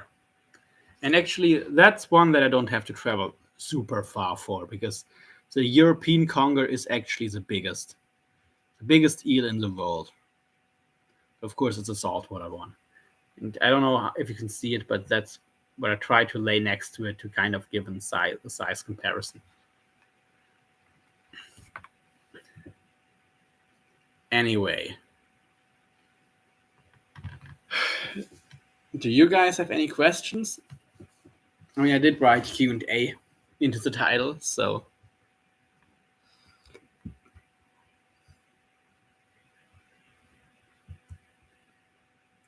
Oh, and by the way, I will go live on Christmas for sure. And I do want to make some kind of a drawing or giveaway. And what I'm also going to do is an unboxing of all the gear that comes. I can only get conger eel in a local Portuguese market. They're considered high in mercury. Maybe. I mean, depends on what you get considers high, probably, but they do eat crabs and stuff on the ground. Okay, Cindy, have a good one, and hope you get some good stuff at Walmart. So yeah.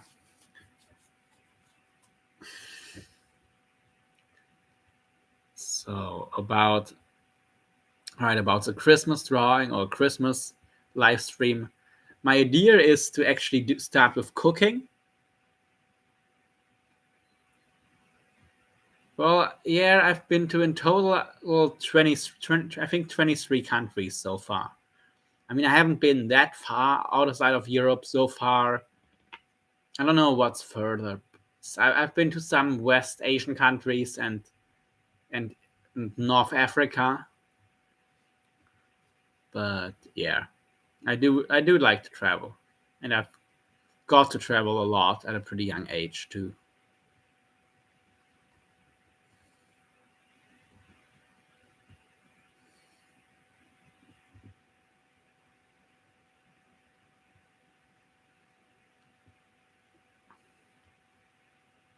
Yeah.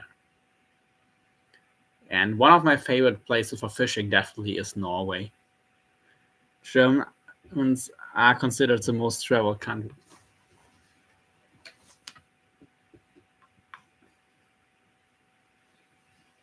Like, is it per German or as a total? Because of course there are a lot of Germans. Like, in most of the other big countries, it's not as common to travel. So maybe just because there's many people and they do also like to travel. But yeah, it does check out. Of course, Germans also tend to be able to afford traveling, I guess. So, at least in international comparison.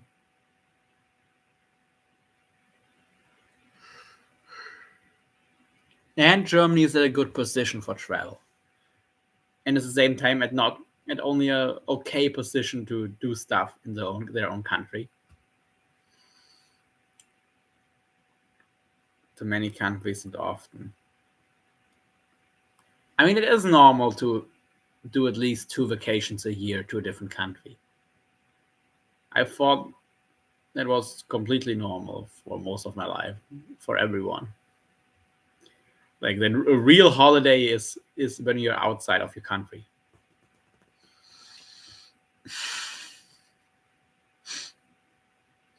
Staying at home didn't really count as a holiday in my book. So I guess I fit the stereotype. But yeah, for Christmas I was thinking of that I'm gonna try to get a carp, because I had some people ask me, because I talked about making perfectly boneless fillets out of carp, and if the carp is from the right source, it is also delicious. And yeah, you can make absolutely a boneless fillet. So and Christmas carp is a common German dish. I mean, it's usually cooked more like a roast, kind of, in the oven. but or in some or blanched carp boiled, but I like it just pan fried, really. And I would show how to make boneless carp fillets, and then after I would open all the orders that come in. Like I'm opening presents basically, and then maybe do a giveaway of a few things as well. Let's see how it checks out.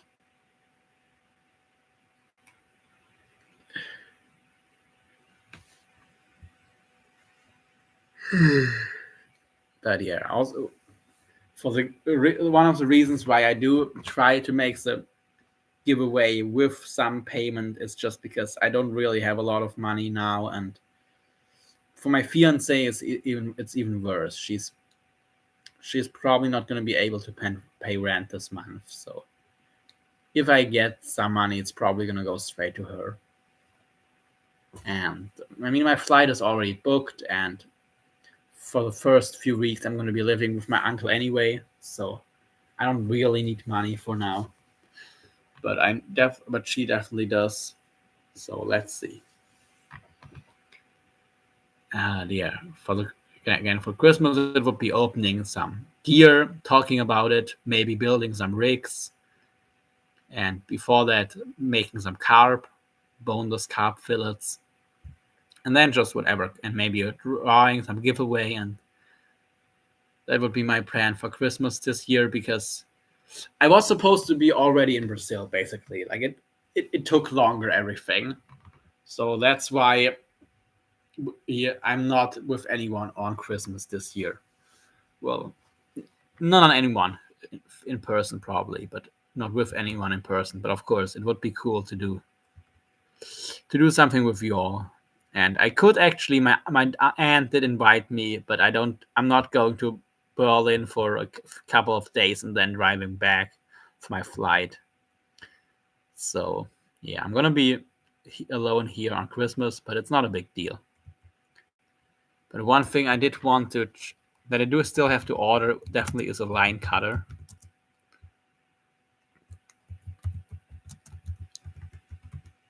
To free myself if I get tangled in the line and being dragged in.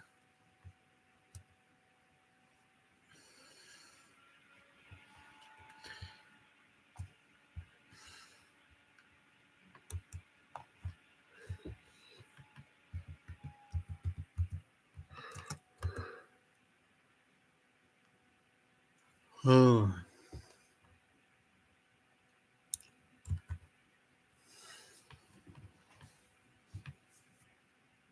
Yeah, I think there was something else. I thought, I don't know.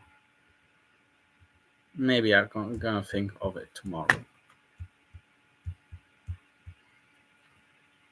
Okay, they do cost. They're not that. Actually, let me share my screen while I'm searching for line cutters.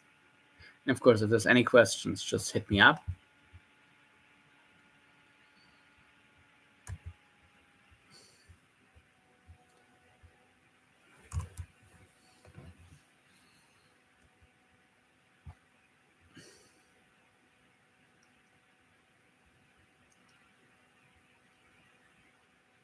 I'm just gonna share my whole screen. It's easiest.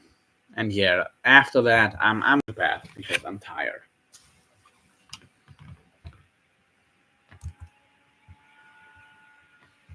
So here we have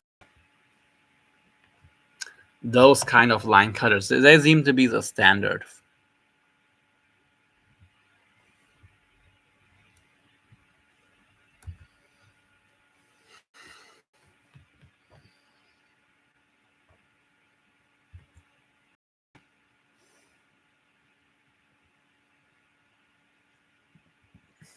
Okay, it's like a razor blade. Use nylon material and glass fiber material, which upgraded the strength, hardness, and temperature resistance, blah blah blah. Bit open for my taste. Like I would like to have it even a bit harder. I don't know if this is better, but yeah, I don't know.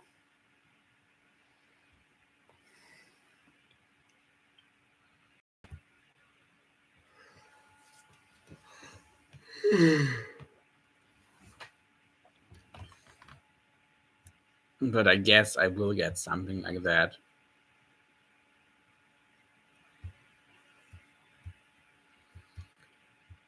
Just to be safe. That looks nice. Comes with multiple plates.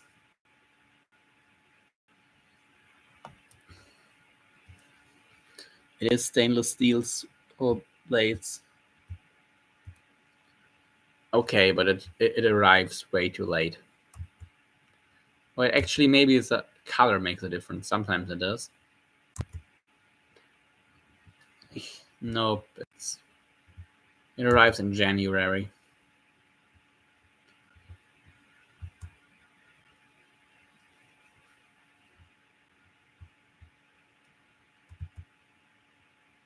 Oh, yeah, it is German Amazon.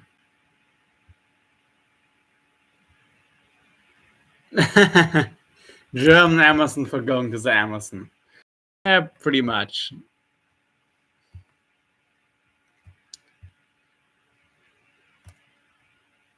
Okay, these are the ones that arrive.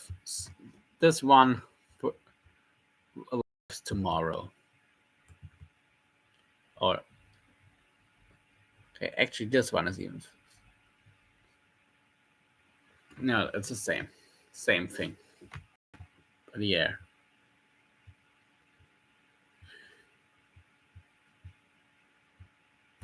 Okay, what is this?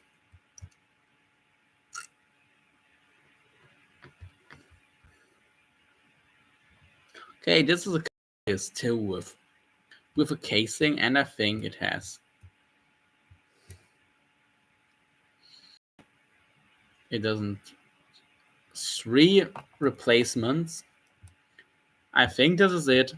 It's $17, and it has three plates to change. That looks like a sweet deal, honestly. This is blue. But okay, well, okay. Let's add it to the basket because. All right, let me change it. I can change the language probably to English. Yeah, let me change the language. You guys can understand everything. Hey, Mary. Hi. Yeah, great. That's okay. Sharing the screen for a minute. Hi there. Yeah, I was just talking about my Christmas plans, which are basically to do actually have some have some carb, and Christmas carb is common in Germany, but I would do it because I got asked about doing some boneless carb fillets. So I would do that on a live, and then later there I would be opening all the orders that come in till the 24th. So basically unwrapping the gifts with all the fishing gear orders, which is honestly nothing that would be under a Christmas tree would excite me that much. So it is gonna be good. And yeah. And what I was just looking for now is something that I do still need to order, which would be some line cutters. Because I'm gonna be fishing, heavy gear, big reels, heavy line, and I'm gonna be in a harness. And if something goes south, I could be getting dragged in. So I don't want that to happen. And in the worst case, if I have a line cutter around my neck, I could just take it and clip the line to free myself. So I should get one like that, just for safety reasons. Yeah. Well, let me make Mary a mod. Why not? She has already been amazing. Actually, yeah. Actually, I'm gonna make you managing mod, Mary. You've been, I think, the one who's also been on my channels or in my live streams the longest, and I do trust you. So yes, you're welcome. Okay. The next comment should be is it blue or green? I think it's actually green or for the matching one. I don't know. I think it does change color. It's not just blue, but we'll see. Yeah, I'm gonna open the live stream on my phone so that I can read the message while I'm sharing my screen. I can read the chats. Oh wow, I got a few new comments.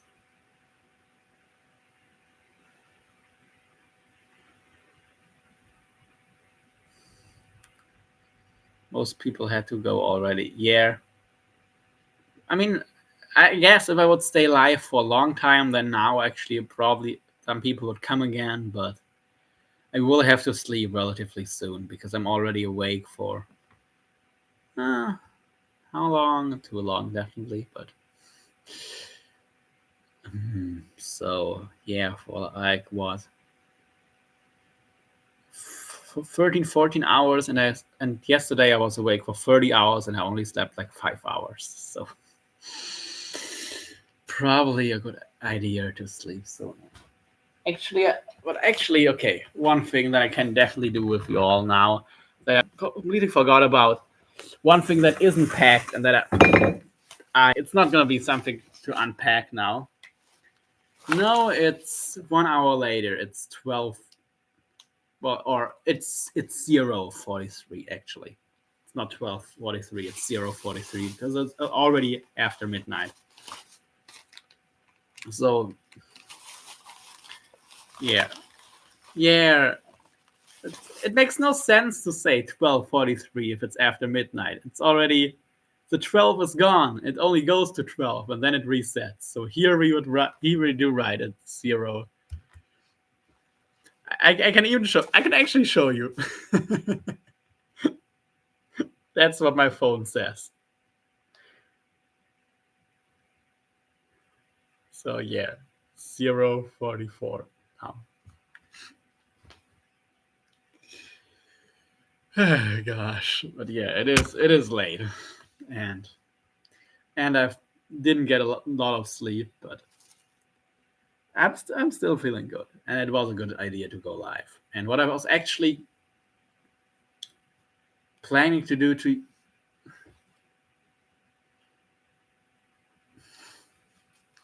you mean just the time, or like I mean, of course, most people around the world do except for the US and the UK pretty much use the 24-hour clock. But anything else about the phone you find different, or just the time?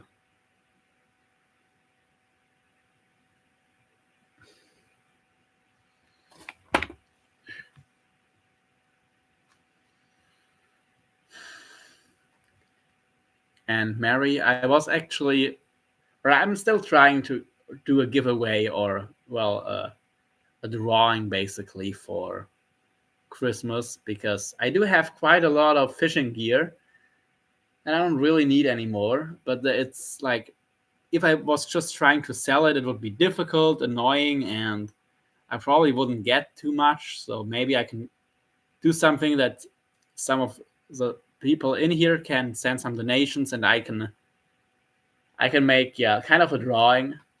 One thing that I would have for that would be my rod right here, like a really nice catfish rod. It's like it did cost like $200 and it is a good rod. I just don't need it anymore. Enough other rods. And Mary is saying, I think your trip will help you gain a lot of traction with subs and watch hours. It will be interesting for sure. Yeah, definitely. That is actually why I was trying really now to get enough subs to be able to do the mobile live. And I mean, on this channel, I'm still at 28 subs, not at 30 yet. But yeah, I definitely think that trip will help a lot. And on my shorts channel now, I am over 50. I just need YouTube to realize that because they still tell me I should create more shorts to reach 50 subscribers and unlock live streaming. So I can. Sim, eu falo pouco de português, John. Mas eu não entendo todo. Actualmente eu não sei se eu falo melhor ou entendo melhor. Melhor, but yeah. So I do speak some Portuguese, but not, of course, not perfectly. And I don't know if I'm better at understanding or at speaking, because it's always a thing. Like, I know with English, it was actually for me, I was better at talking than at understanding, because it is easy for me. Like, it was always easy for me to describe something. Like, if I didn't know a word, I would find a way to still say what I mean without using the word. But if somebody says a word that I don't know, then I don't know what they're talking about. Of course, I can ask for them to describe it, and then it usually is it's still possible. But yeah. So that's that. And yeah, so what was I talking about? Right, some fishing gear that I'm gonna give away, like this pretty cool rod. And another thing that I just remembered for this live stream now, I do have a big bag of gear that I cannot unbox because it's bought in the fishing store, so I can just show it now. And of course I can show it again. But this was like the mostly unplanned gear haul at a local fishing store. And yeah.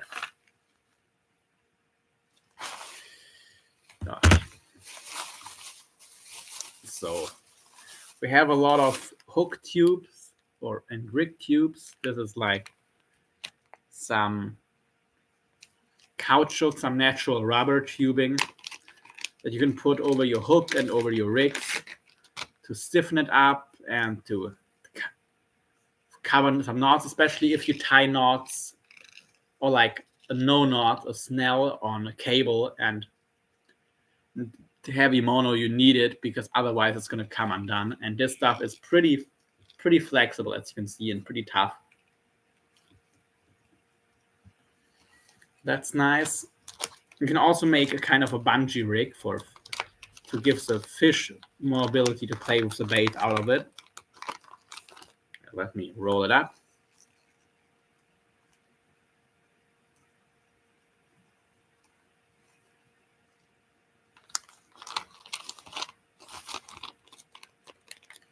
And Chauncey, I love seeing other species of fish in different countries. Yeah, it is cool, for sure. One more of the same thing. That's too cool to show now. It's going to be later. Some thinner tubing that I'm really going to use for bungee rigs, which I'm going to do one live, just not today, because I'm tired. Maybe in the next live. And because I'm going to do them, and I might just be able to do 2 bungee rigs out of each pack, I have a few of them. But this is another German, or not technically German, but another catfish brand. Oh, and another. Oh, and another. Okay, I bought 5 of these. Jeez. Okay, maybe I did go a little bit overboard. No, not really, but it is a lot. Some really thick tubing for like travel hooks and big circle hooks. They might actually use on some shark leaders. Rubber beads for rigs. We all know them. Nothing you haven't seen before.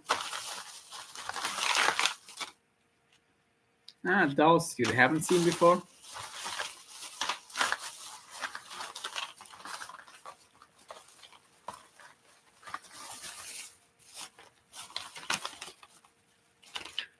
a rig puller just to pull some rigs tight. They're pretty cheap, but they are nice. Some hook sleeves to put over your mate hook. You can use them similar to tubing, but I find they actually give you a bit better hook up. So that's nice. Same thing in a larger size. I use them on my conger rigs, for example. Some more beads.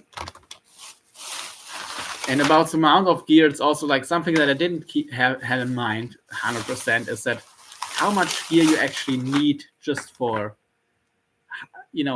what you're going to lose, basically. Like the turnover you have when you're fishing for 3 months, it's going to be different than in regular trip that's maybe 3 weeks. Some micro U floats are pretty tough that you can put on your leader, maybe over your swivel to keep it from sinking in between some rocks.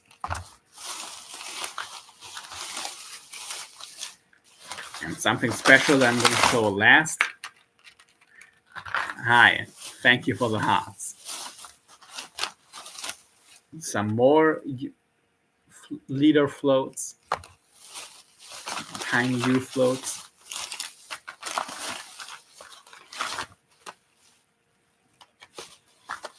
Okay, some bait keeper spirals. You probably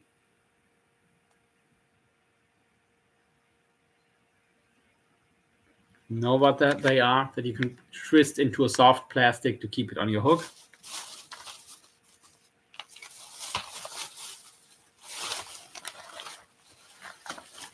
Same spirals.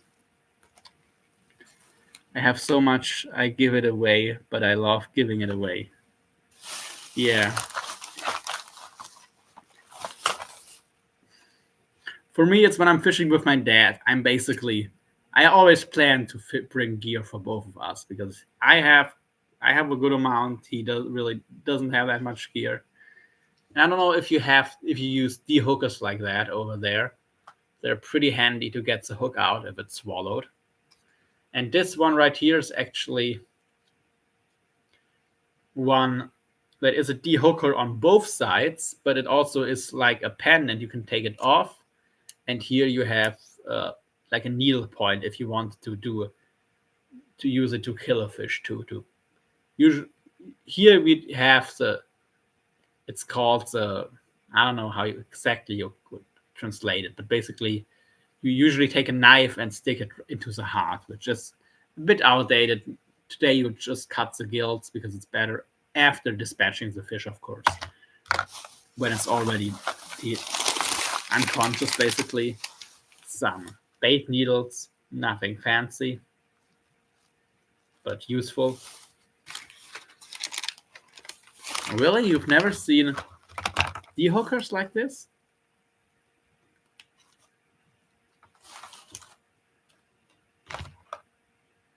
Or you mean the one that goes like this? And you still have a pointy thing. To be fair, this isn't super sharp, but I could resharpen it real quick. Actually, let me do that. Why not? I do also have a new hook sharpener. This one, it's from Savage Gears, the same brand as that swim bait I showed earlier, but it does. The heart does beat longer because this one, it looked good. I know quite a few sharpeners, and this one made. Okay, now it looks. I don't know if it's how good it is, but it did make good impression. Like it was going to work pretty well. So let me try to sharpen this one right now. Just let's give it a rough sharpen. What's the rough side? This is rough side.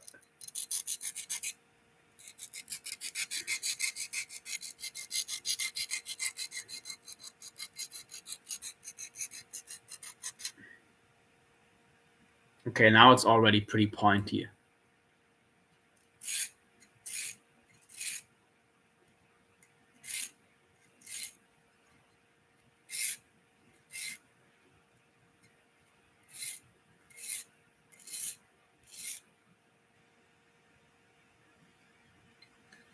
So yeah.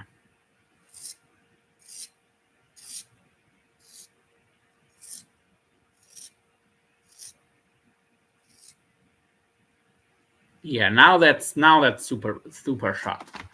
Okay. Now you could. No, you could do anything you could do before, just better.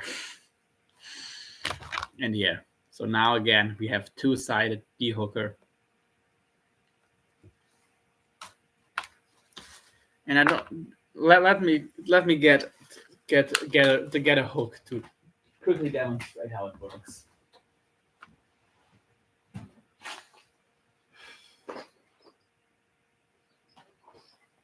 That should be all right.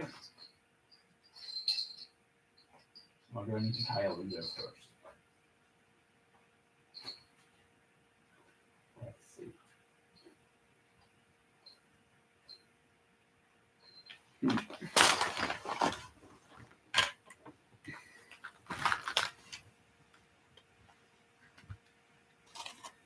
Actually,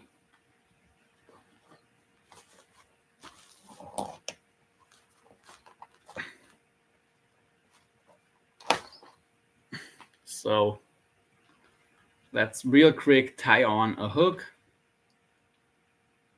on this line.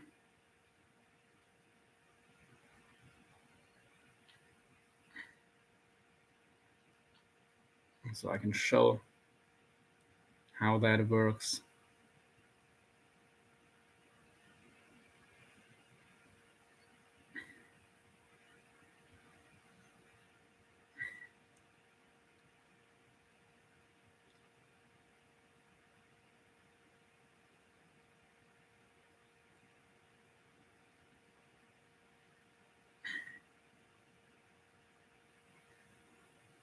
Alrighty, hook.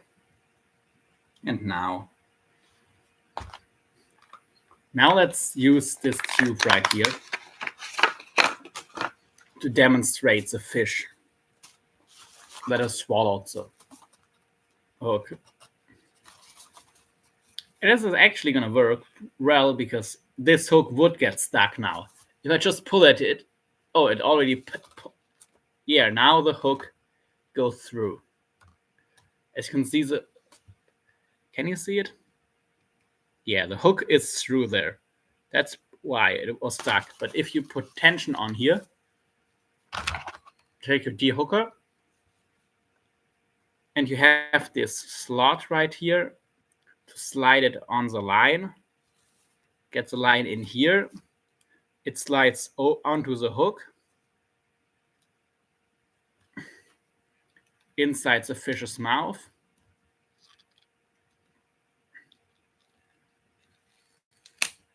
And out the hook. And it was in here. It was that deep inside of the tube, and it went out like that. So they are pretty handy. And yeah. Now let's get on with it. Oh, okay. They changed their packaging. You can't really put it back. Anyway, but this is some dark color, heavy tubing, big size for treble hooks and stuff. Here I have some spinner baits, some maps, which I don't know if you have them over there because they're made in the US. Yes, a tube will live, exactly. Hi, some new people just came. So I'm just showing the gear haul that I did just now, the other day, yesterday actually. Some map spinner. These are actually to this day made in France.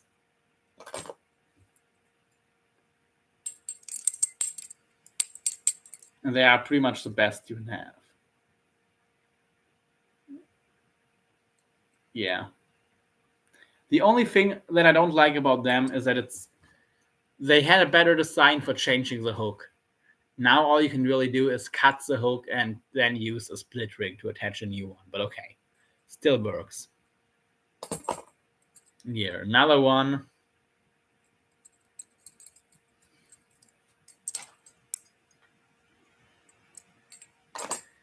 And another one of the other color.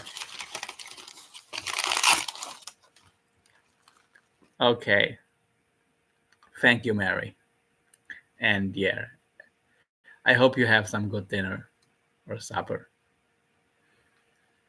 And see you soon. Really, for walleye, interesting, because for our version of walleye, you would never use. Well, you can catch one, but they usually wouldn't take them.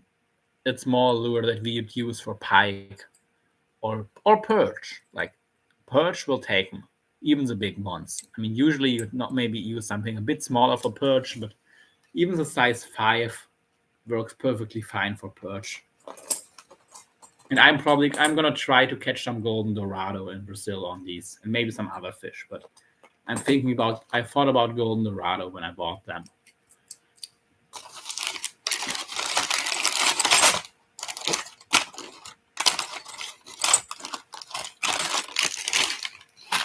Okie dokie.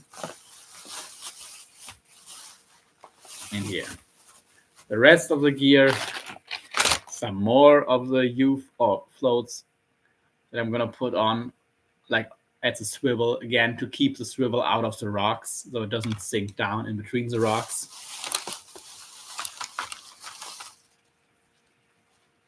On points I got that in the end I might be able to buy something from. Yes, in the North US top center walleye country. Interesting.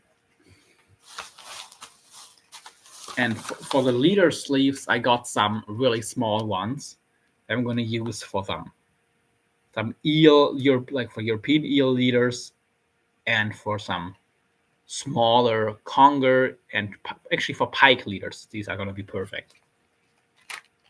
And some other, these are from carp fishing, but basically a smaller version of the ones from the catfishing gear. Some more of the little floats, something special I'm going to explain later. Some coated wire, 40 pound. Nice for tying some small rigs. Actually, let me show you the hook sleeve on this wire leader here right now.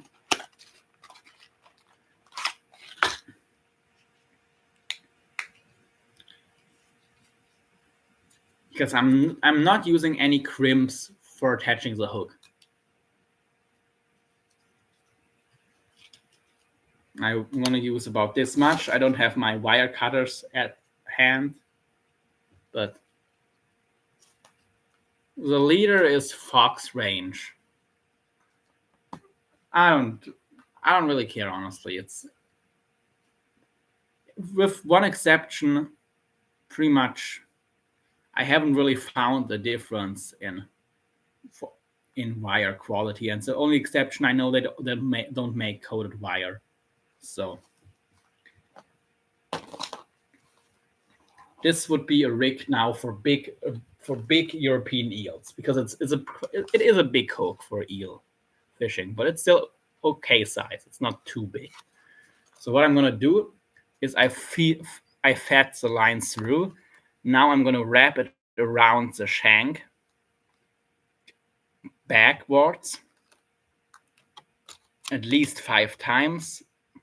Let's do 7. And now you could do the sleeves in this case are also, because they're carp sleeves, also Fox range. So from Corda, I think I don't know. It's one of the carp brands from the UK. But they also do predator stuff.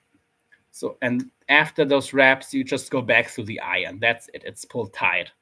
Actually, it's not even going anywhere. I can just cut it now. In this case, this wire doesn't have enough memory. But yeah, this is going to be a very nice eel rig. And let's get one of one of the broken packages of the sleeves, because I have one that I already kind of opened accidentally. Okay, I don't know where it is, so I'm gonna get one out of the one that's still good.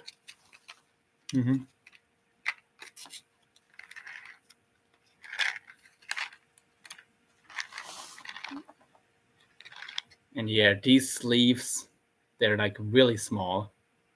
And I'm gonna show you one of the bright green ones from the Catfish brand that are the same style, just much bigger. So you have an idea what it is. This is basically what it is.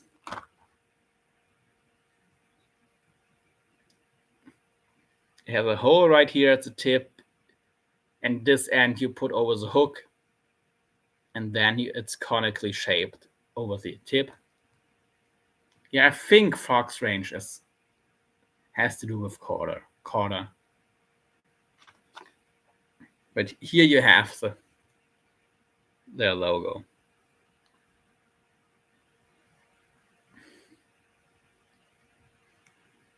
Edges, I don't know. And you're just gonna put your hook sleeve or your over onto the leader. Oh, this is actually almost too big. Sorry, too small. But this hook is almost too big. But I'm still getting it on here.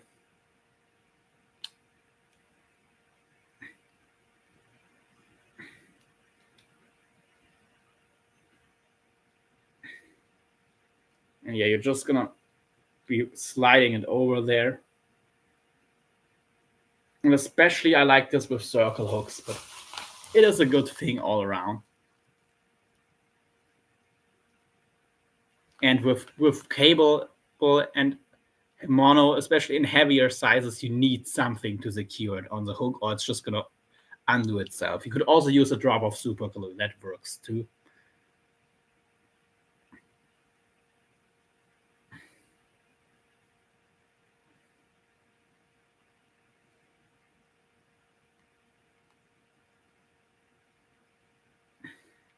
But yeah, now you can see the hook.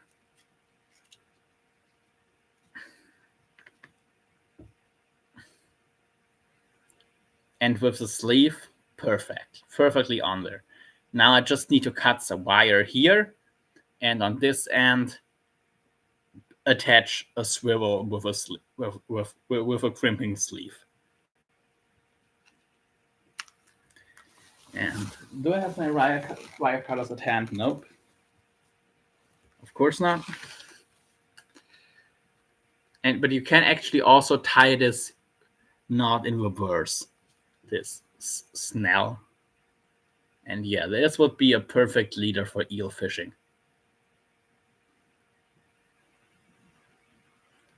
Catch some big eels. Because of course you can use braided leaders and mono for eels as well. You don't need wire, but they can get through braid and mono. So I do prefer wire nowadays, because you don't want to lose the eel of your life to some bat because it frayed through your leader. That would be so frustrating.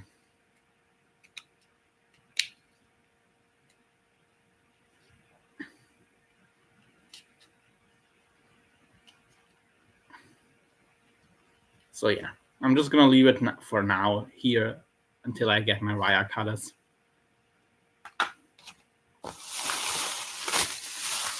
And now, while we're at the topic of hook sleeves, this is a small version. This is what they call the rider hook sleeve, which is, the idea comes from a different hook from another Catfish brand, but it's shaped like this. And you stick it under the skin of your bait fish or into a soft plastic, and that sleeve is on top on your hook. and then it keeps your hook perfectly placed on your bait. So I know a lot of mumbo jumbo. Let me demonstrate it. Actually, for this hook, I need a big size.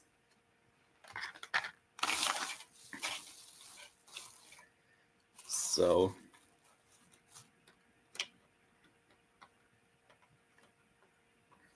yeah, this is something really interesting. I think this is actually one thing where they build something great, because it is not something that's fixed to your hook. You can use any hook you want with these. So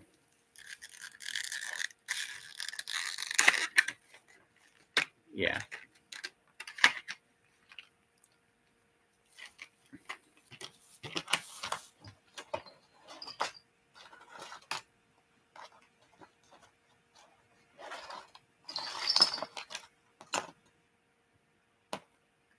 Okay, this is already king, so I might need to place it anyway.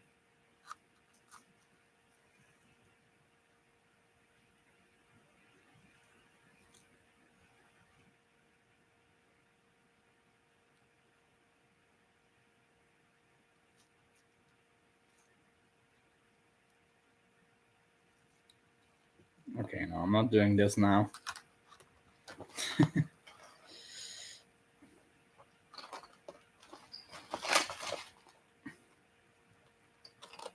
But I can just show it without a leader attached to the hook. Come on. It is still gonna work all the same. So, of course, you'd have your leader on. You would slide this thing here onto your leader and then put it over your hook like this. This is how the hook looks. And now, our sacrificial lure, you could use it, put it at the top, at the bottom, but you would place it on the bait like this.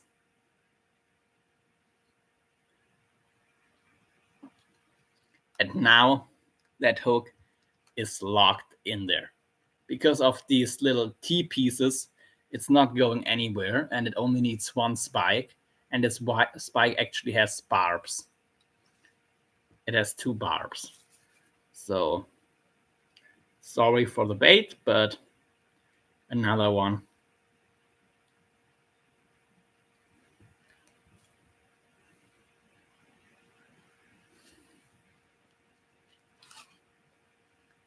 And the hook, as you can see, the hook gets a full exposure. So you don't need a huge hook to have the effect. So pretty cool stuff. And I'm going to use this for a lot of situations. And yeah.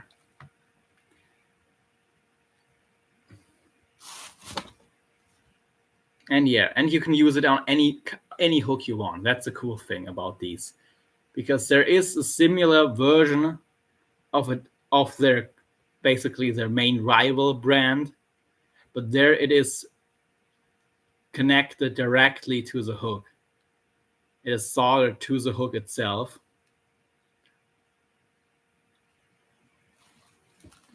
So yeah, it is pretty useful.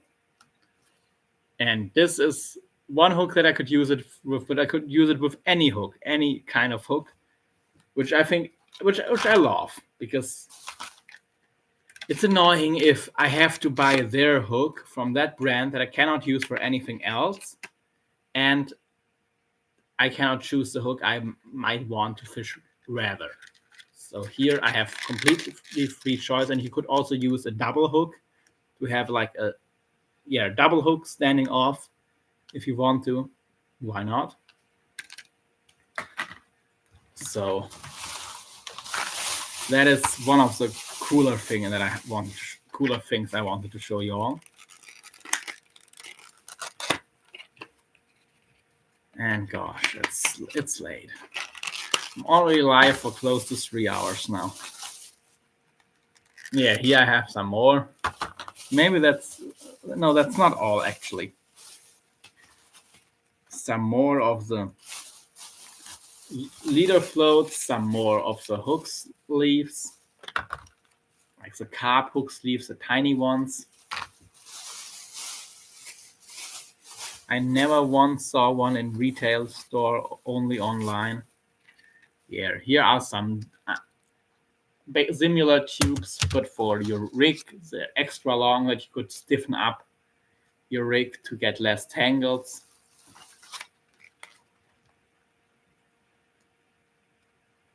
Which I'm gonna do on some rigs probably.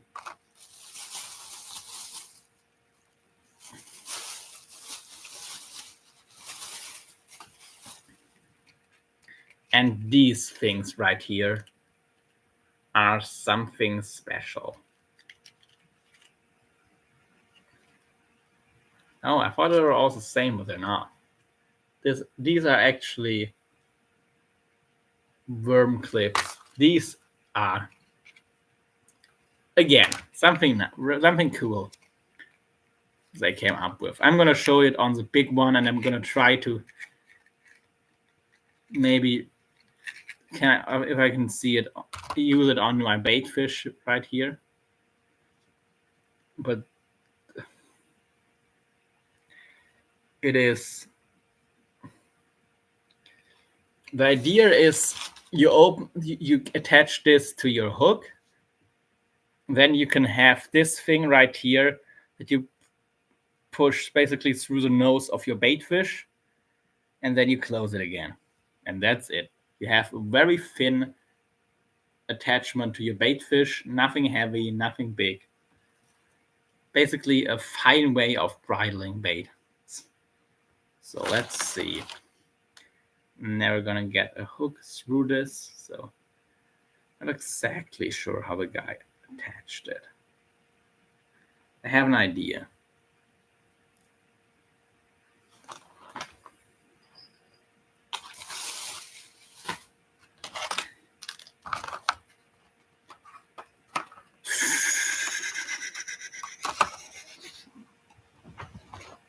Some line.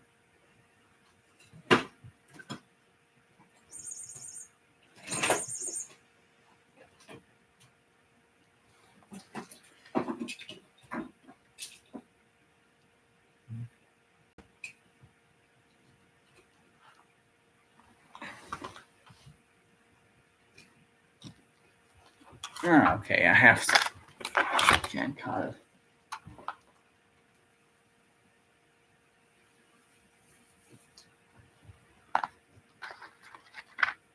So, nose bridles are used for live bait in Florida. Yeah, this is something like that.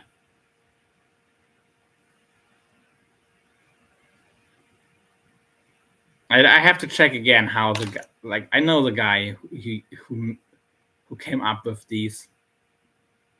He is a pretty cool guy. I'm thinking that I'm using them. I'm going to use them wrong. But let's see.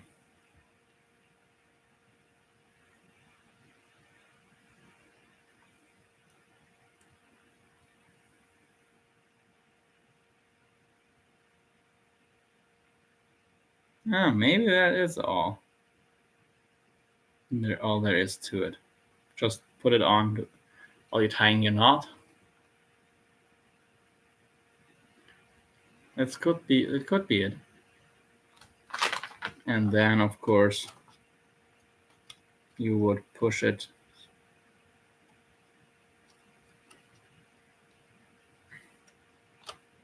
Oh, this penetrates surprisingly easily.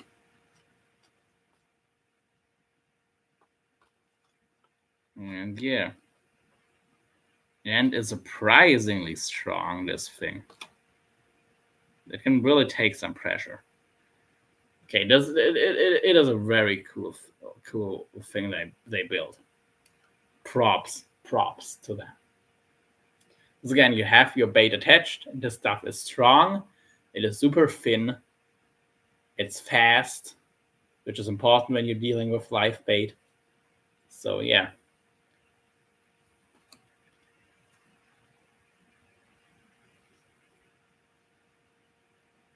I'm gonna find the best way of rigging them. This would be one that I personally like. Now it is fixed in position. But yeah.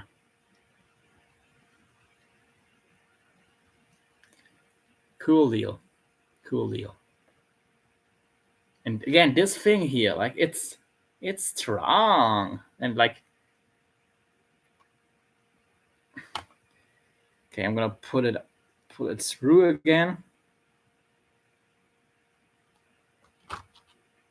Like even like look, I'm really putting some pressure. It takes a lot for this wire to move. Because it looks really thin and fragile, but it's not. They really did good on this one. Use some insanely strong steel. So yeah, they can be cleanly and quickly snatched off though, but they live and swim naturally a long time. Yeah.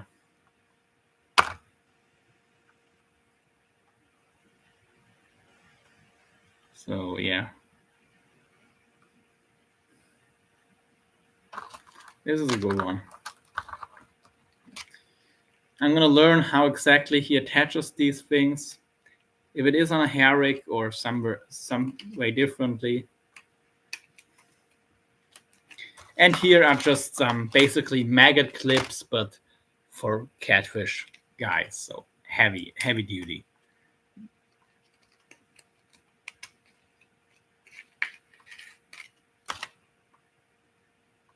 Also, okay, these are a bit not compare,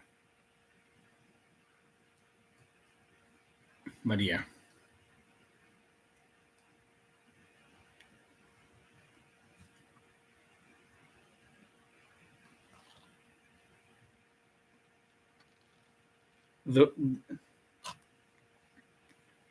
Yeah, I mean they all don't look strong.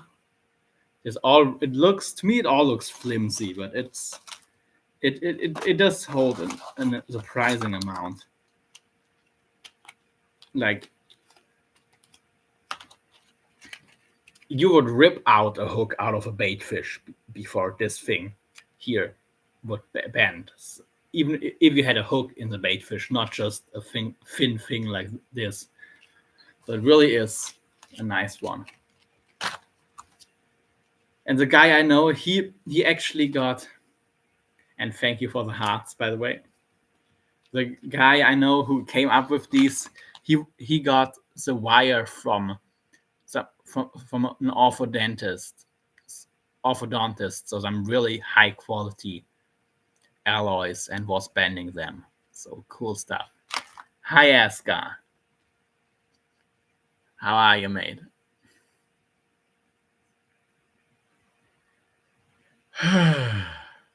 Man, now I have 5 people in here, and I wanted to go to bed.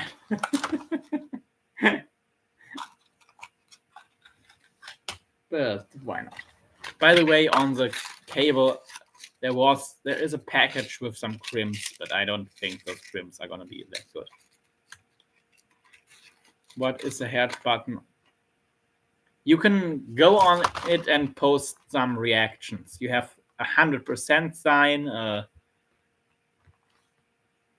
emoji. I don't know how to call it. I know what it is, but like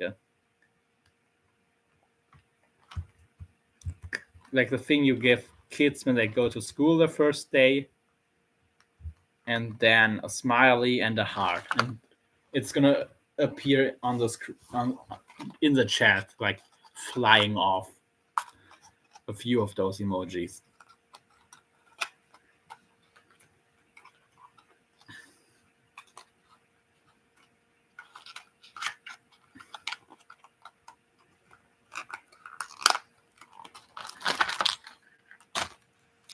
And yeah, and about here is one of the uses of the tubing I showed you earlier.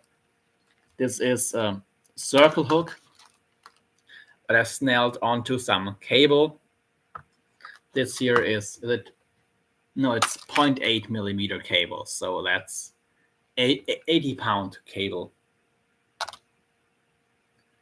or like, yeah. And then I put over this rubber tubing to keep the snell in place. And it's strong because it's not an actual knot. It doesn't weaken the cable. A real knot would wreak havoc on the strength of cable. Cable does not like to be tied into knots, but just wrapping it around like that, it's fine. It holds well and it works really well, and it gives you a better hookup ratio than crimping it on. It just catches every time. So yeah. Do your snell or your no knot. And oh, by the way, here I have actually a hook. This is what's a brand. This is similar to the thing I showed you earlier on the rider hook sleeve, but this has two spikes to keep it from moving around, but they're a bit thinner gauged, and these break off and they are attached to the hook. They're soldered on, so they can break off, and you can only use the hook like this. You cannot use this hook for anything else, really. So that's why I like those rider hook sleeves. I can just buy single or double hooks I can use for anything else. And when I want to use them in a live bait rig or as a stinger on a soft plastic, I can just put one of these hook sleeves on and I'm good to go. Alrighty. I think that was it. Yep. That was all. Now I'm just gonna pack the gear back into the bag because it's on my bed now. Here's all the gear again.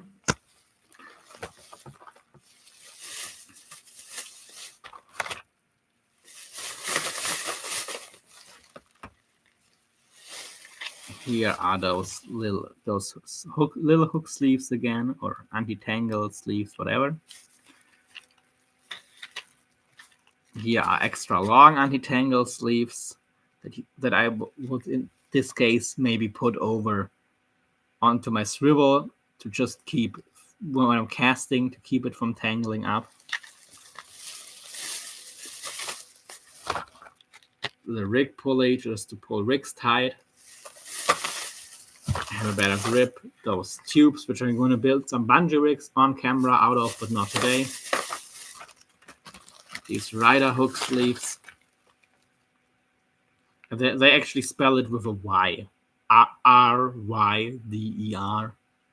Just as a brand name. These are those nose hair rigs.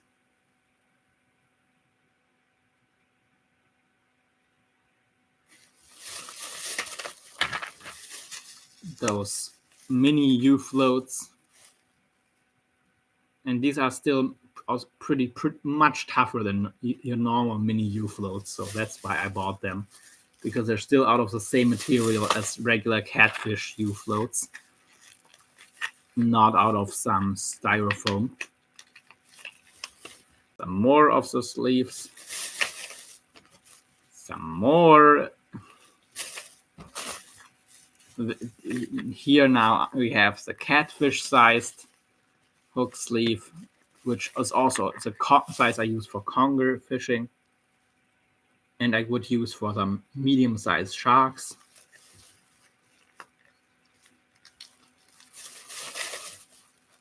The smaller size and one of the bigger size is rider hook sleeves.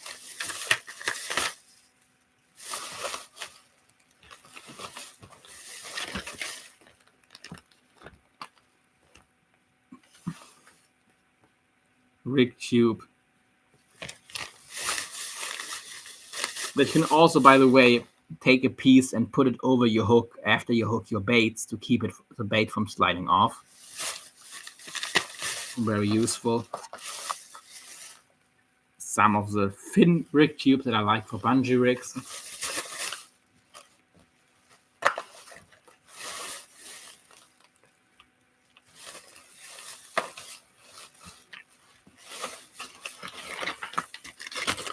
Here I have my maps. I'm not gonna take them all out again. And I have my bait needles somewhere. You know, to bridle baits and do all kinds of things.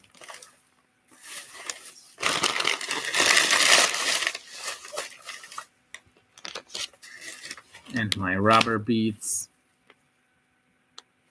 Bait keeper spiral.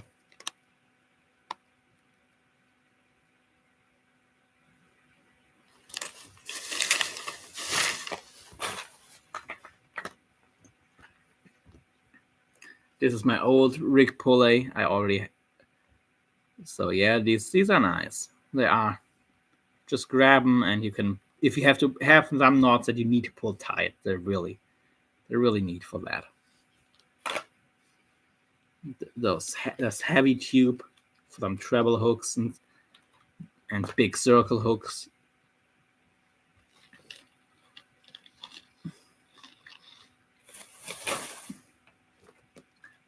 And yeah, you've already seen these. All right. Any questions? And my hook sharpener, or should I call it a day? And actually, this one came with a little itchy.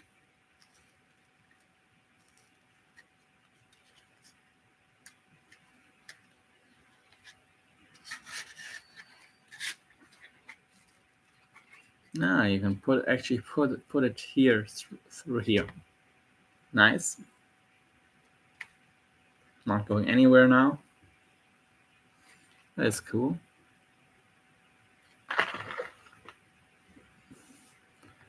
Another day we can see your reels for sure. I mean, I have a couple right here. Well, okay, I have to deal with some stuff here too, but well, that's one I have right now at hand.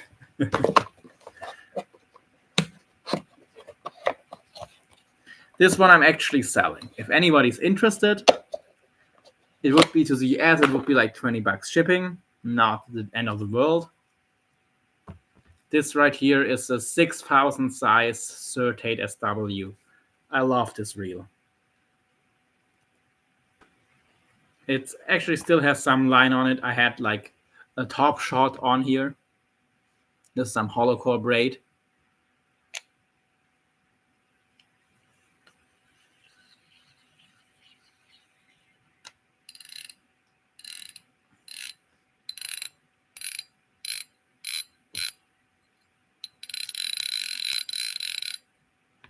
The reel or the braid?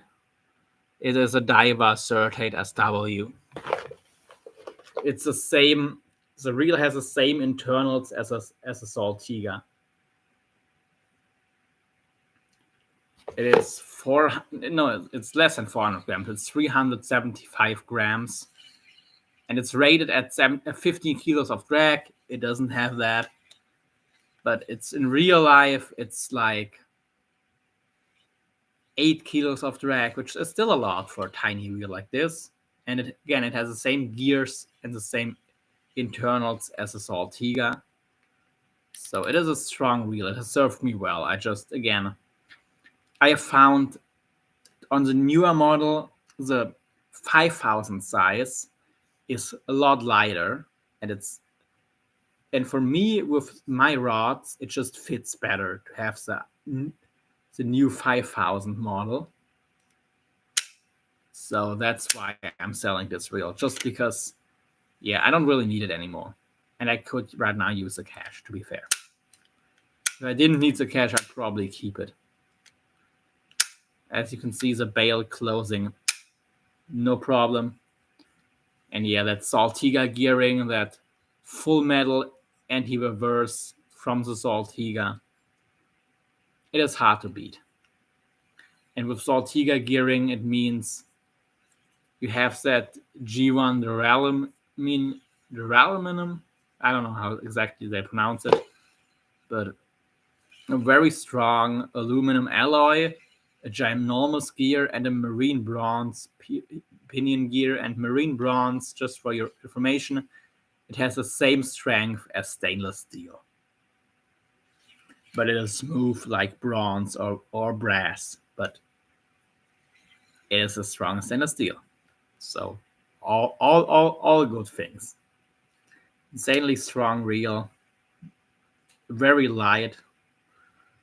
Only downside is it's max sealed, and I'm selling it for somewhere between 400 and 450 is what I want for it. And yeah, that is this reel. And I really love this little reel. It served me well.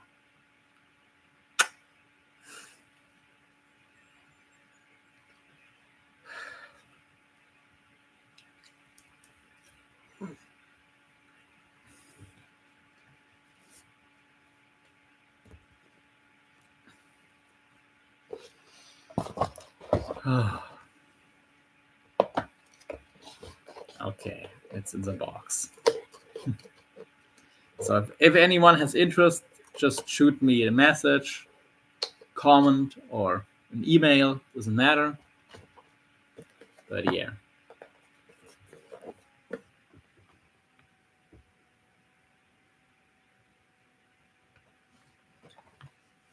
Alrighty. Well, thank you for being here so long, John. But I think I'm gonna call it now. Yeah, it is better than being dead in here, and I'm already. Yeah, I'm. Oh gosh, I'm getting delirious. I'm not really tired, but I'm getting delirious, so it's probably time to say goodbye. Maybe you can say hi and like button real quick on Turner Fishing for sure. Actually, why not? Let's do it live. Mary was in here too. Yeah, it's kind of late.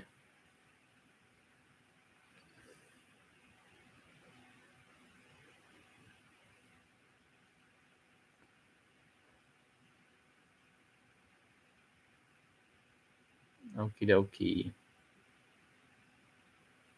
Oh, well, no, that's old. I don't know why I get this notification. Turner's. Turner isn't live right now. Yeah, she really is. Turner Fishing isn't live, but when they are live, I will. Before I go to bed, I'll for sure leave them a like. Actually, nobody is live right now from my subs, all the people I've subscribed to. Or is it because no, I'm on my shorts channel? I should have. Okay, here on the 28 subs. Nope, no. Right now, nobody live. Okay, I'll check in later. And yeah, thank you so much for watching. Oh, somebody just came. If you want to say hello or have some questions, give them to me. But if not, then thank you very much for watching. And don't forget to like and subscribe. Check out my other channel, Locked Up Drag Shorts. Yeah, it used to be Locked Up Drag Fishing Shorts, but now it's Locked Up Drag Shorts at Locked Up Drag Shorts. I'm gonna type it real quick.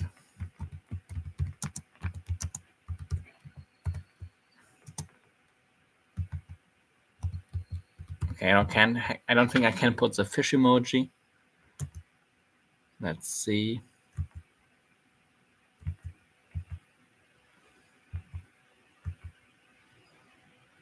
If they have a fish.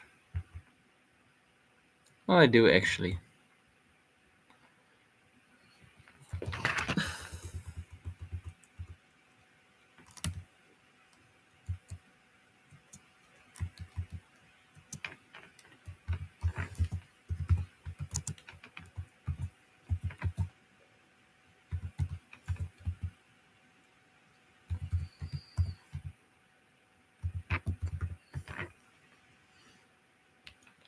Locked Up Drag.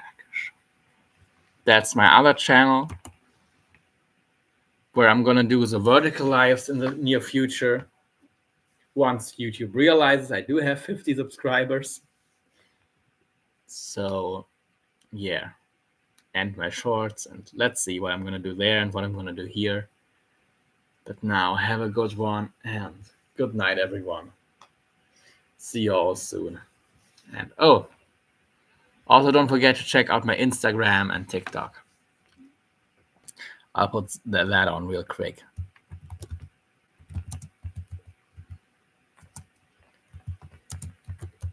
Instagram locked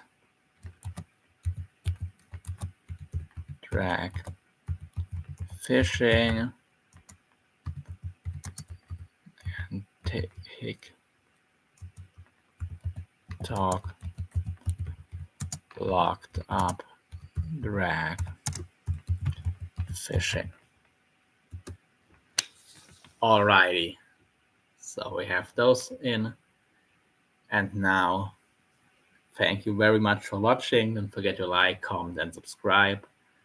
Have an amazing day, and see you all soon, probably tomorrow. Bye.